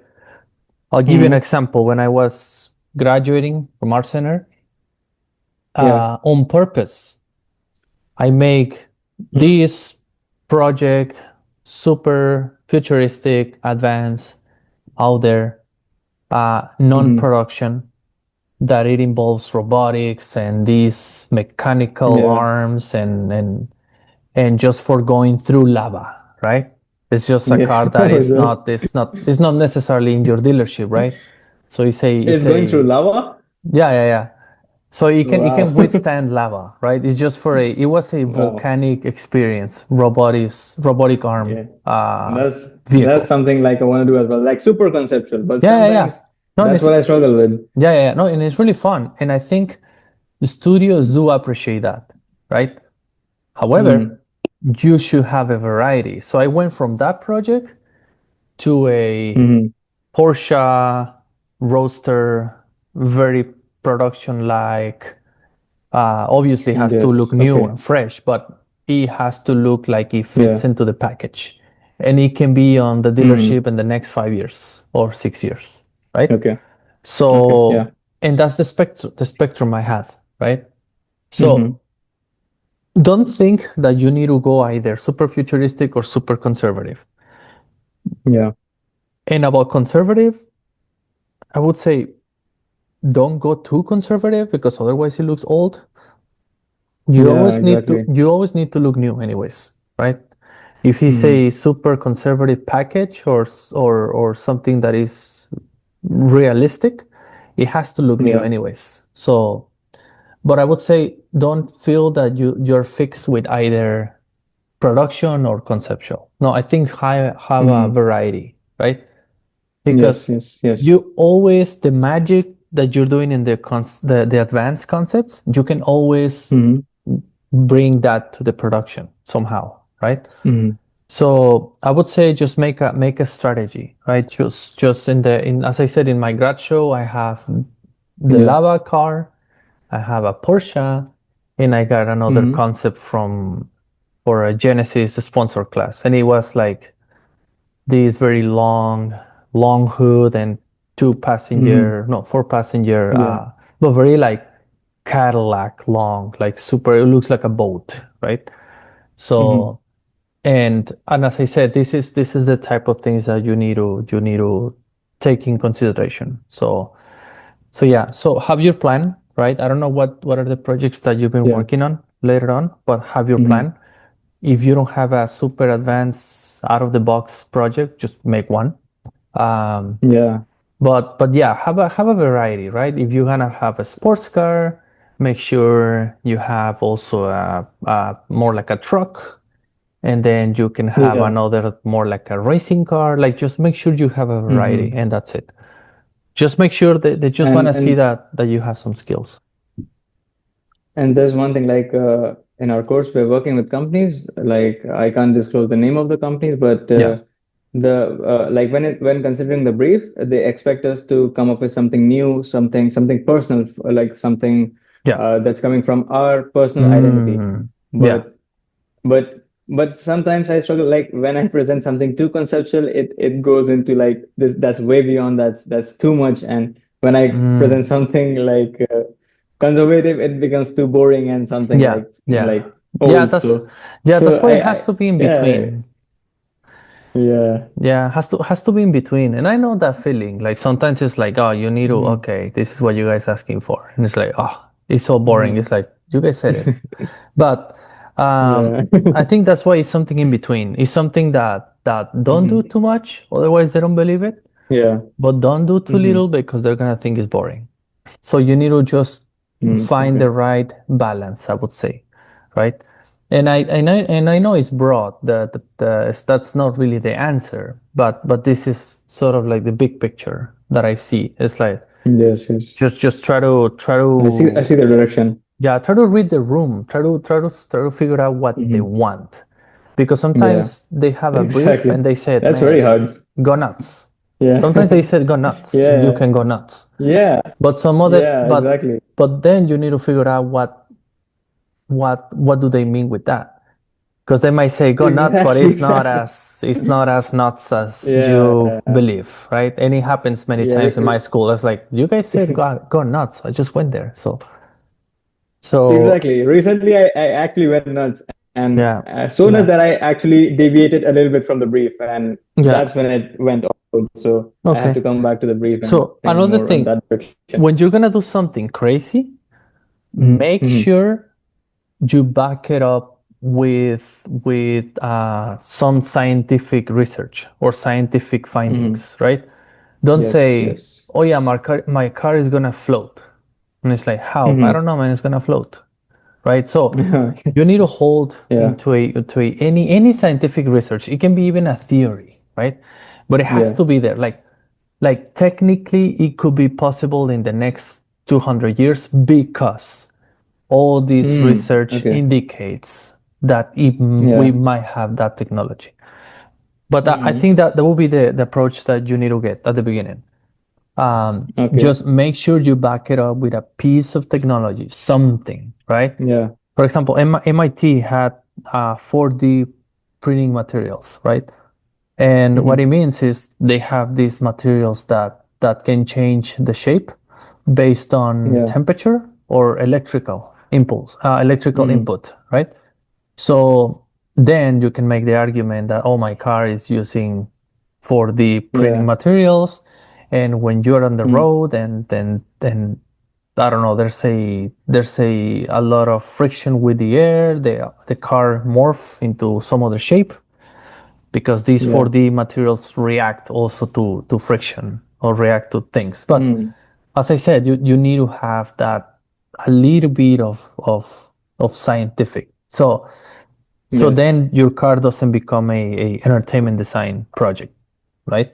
So you need to find that line where you're not an entertainment design project and you are more like, okay, there's a little bit of science that it's not there yet, but it indicates that in the next 100 years we're gonna have it.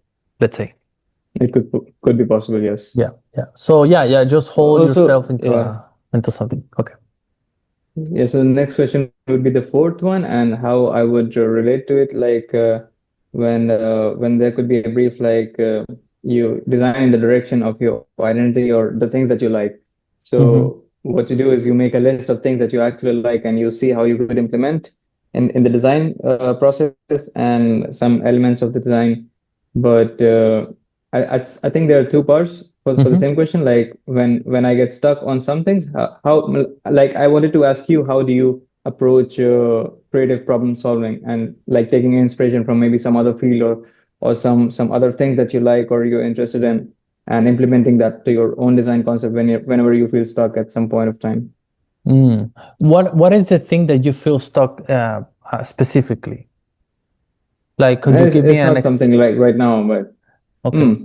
Or can you think of an example? Like, I mean, stuck in a sense that shapes for example, like if I had a concept of designing a bike, like just say for like a video game, and like if I'm entering a video game, there are like not so much constraints and restriction. Like I can design pretty much anything because it's a part of the game. It's not in the real world.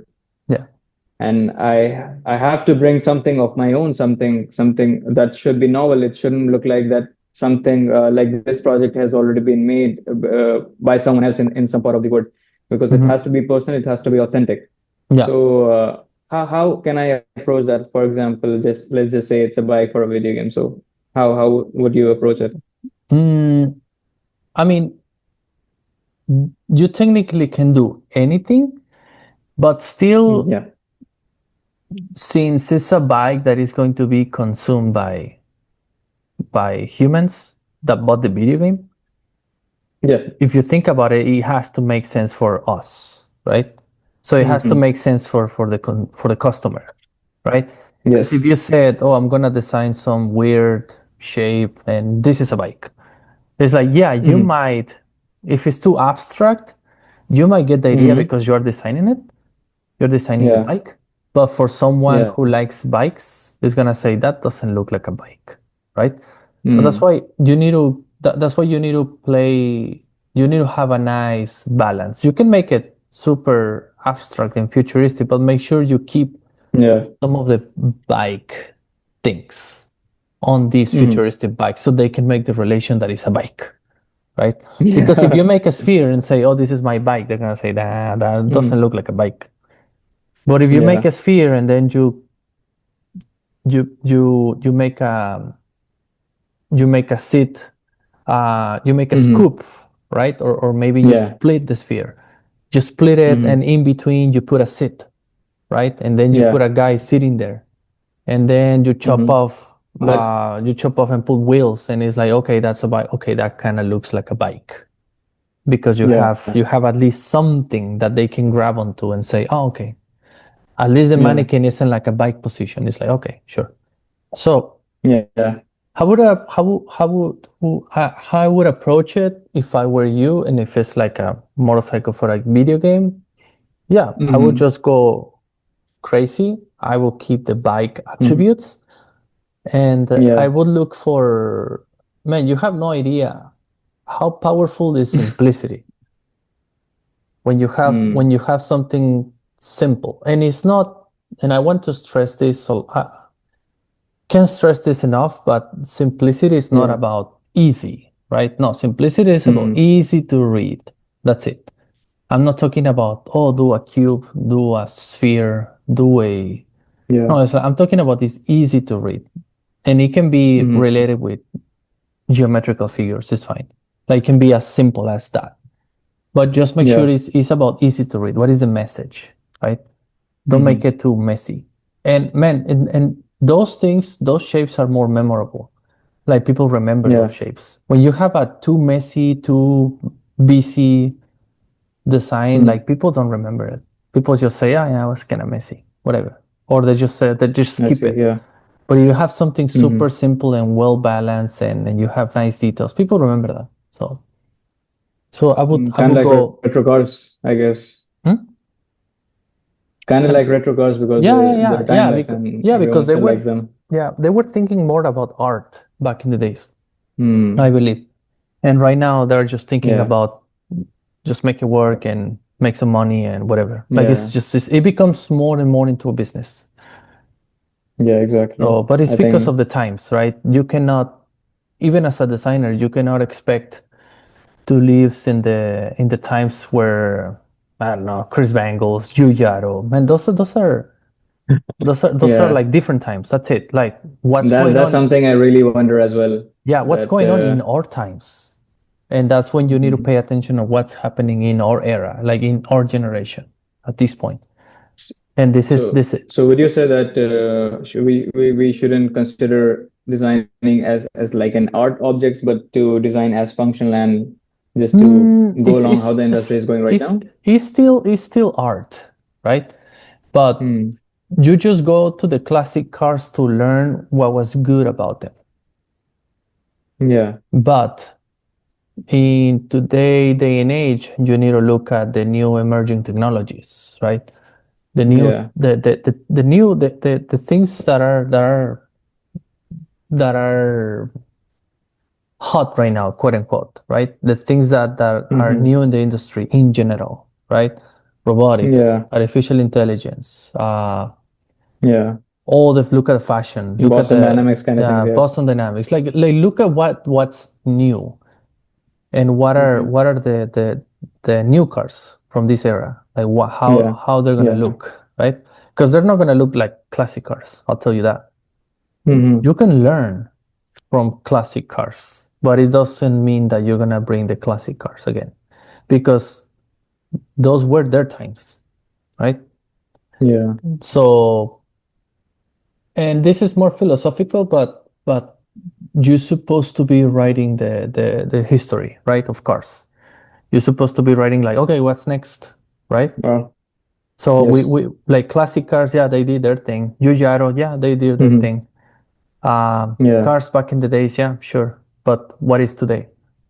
So I would say don't live in an old dream. Oh, I want to be like the past. No, man. Don't do that. Yeah. I want to learn from the past, but you need to write the future, man. That's it. So I do understand the point. Yeah. Cool. And I think that leaves the first question. Like when I try to I came up with a shape or maybe some speed foam, and I'm trying to sketch in different direction, but that kind of like the feeling is not there in different directions. Yeah. Mm. So how would you approach it? To have same motion. Any tip maybe? I think it comes to understand your geometries, your architectures. Because when you talk about emotion, probably it's the emotion that is triggered by you doing something cool, right? Yeah. And I think if you understand well the geometry, when you make another view, and if the view is right, you're gonna get the same feeling, right? I think this is just for mastering the perspective in different angles. And once you the more you master something, the more you can express, right? It's like a painter, right? Yeah. If you don't know how to paint and you want to express something, you're gonna have some limitations and constraints. And the more you know how to paint, you're just gonna express yourself as it is. So it's the same with perspectives. That's why you said, I do struggle with that. Concept such a different views, etc. The feeling gets lost. Yeah, because you're having constraints in technicalities, quote unquote. Yeah. So yeah, just master the perspectives. Right. Right. And cool. I think Yeah. Okay. So guys, thank you. I have to wrap it up for today, but definitely we can keep going. I'm gonna be missing. Yeah, I'm sorry for that, but I have to go. But we can keep going with this probably next class, right? Maybe we can take a little bit of time next class and we can check the final from super SUVs, right? So is everyone ready for next class with the super SUVs? How's everything going? Hi, Omar. Hey, Julian. What's up? Fine, thank you. So I'm just catching up with everything. Okay. Because I was absent for the last 2 sessions. Yeah. What's the task for next week's session? I think that next week is the final for super SUVs, and I can share the video on YouTube. Maybe you can have a look. But basically, next week we're gonna have side view, front 3/4, and rear 3/4 for the final design, right? Okay. And if you can make some Photoshop on top, right? But if your design just involves sketching, it's fine. I'm not too harsh on that, but make sure it's side, front 3/4, and rear 3/4. You can even make 2 pages where you have sketching, side, front 3/4, rear 3/4, and another page where you add Photoshop on top. Okay. Yeah, but basically that's it for final SUV. I don't know if you attend the first class for SUVs, super SUVs. Yeah. Okay. I have like some things. Okay. But yeah. No. Yeah. Just try to catch up. I mean, try to come up with a final design. And I'll give you feedback on that. So yeah. Thank you, Omar. Yeah. Just literally those 3 views. And you can separate them. 3 views on sketching, and then another page where you add a little bit of Photoshop. And then we can judge your transition from sketching to Photoshop too. Because shapes change after Photoshop, right? Or the feeling change. So we can also talk about that. Okay. All right. All right, guys. So thanks for joining. As I said, if you guys this document is for us, we can keep adding things. I'm gonna make sure next class I take care of the missing ones. So it's Nitish, Pranav, and Henrik. Okay. And we can keep going also with the super SUVs. But yeah. And this is this Q&A maybe on the slides. Let me do it right now. We have where are the slides? No. Here. The slides. maybe we can create, oh, I see they put more stuff. Okay. Maybe we can create, I can create a Q&A part 2, right? Here. There you go. And then, well, let's say this is part 2, right? Part 2. Oops, Jesus. There you go. Part 2, and then from here on, you can put new questions, right? So we can have an order, right? So we can have, this is the first class questions, and then the next Q&A is going to be here. And as I said, this is something that when you're sketching, this is literally the exercise. Whatever work you're doing, either if you're sketching, doing a Photoshop render, whatever, and you have a really, really specific thing that is bugging you, just like, I don't know how to do this. Okay, take a screenshot of that, put it on the presentation, and put the question on the side. And that's going to be very, very direct, and I can give you feedback very, very direct, like on what's really the issue, right? Or if you're having a trouble with sketching a wheel, and then it's like, man, I don't know how to do this spoke. It's just too flat. Take a screenshot of that, put it on the presentation, and say, hey, Omar, I don't know how to make the spokes look more 3D. This looks too flat. So just literally like that. And as I said, you can do this whenever you have a chance, whenever you think you will need it, or whatever you have something in your mind, just put it on the document. Okay, and we'll have the link for the document, and we can just populate it here, and then I'll let you guys know when the next Q&A will be, and we already have material for the class, right? And to explain you guys things. Okay, does that make sense for everyone? Yep. Yeah. Yeah, Okay. that's brilliant. Cool. But yeah, man, this is just for very, very specific questions, things that pop instantly and say, oh, shoot, how can I do this? Take a screenshot, put it in the PPT, on the slides, put the question on the side. That's it. Simple as that. I think that things like this, right? Like JP, right? Things like this. Hey, what happened with the rear, the corner, blah, blah, blah. Little doodle, that's it. Whatever you're working on, right? Here. Yeah. Just put a very specific sketch like this, right? Like that. Okay. Cool. All right, guys. So, all right. Hope you guys have a have a good week, and I'll see you guys in the next session. And yep, thanks for joining. All right. Thank you. You too. Thank you. Bye. Okay. I'll see you guys. See you guys next time. All right. Bye bye.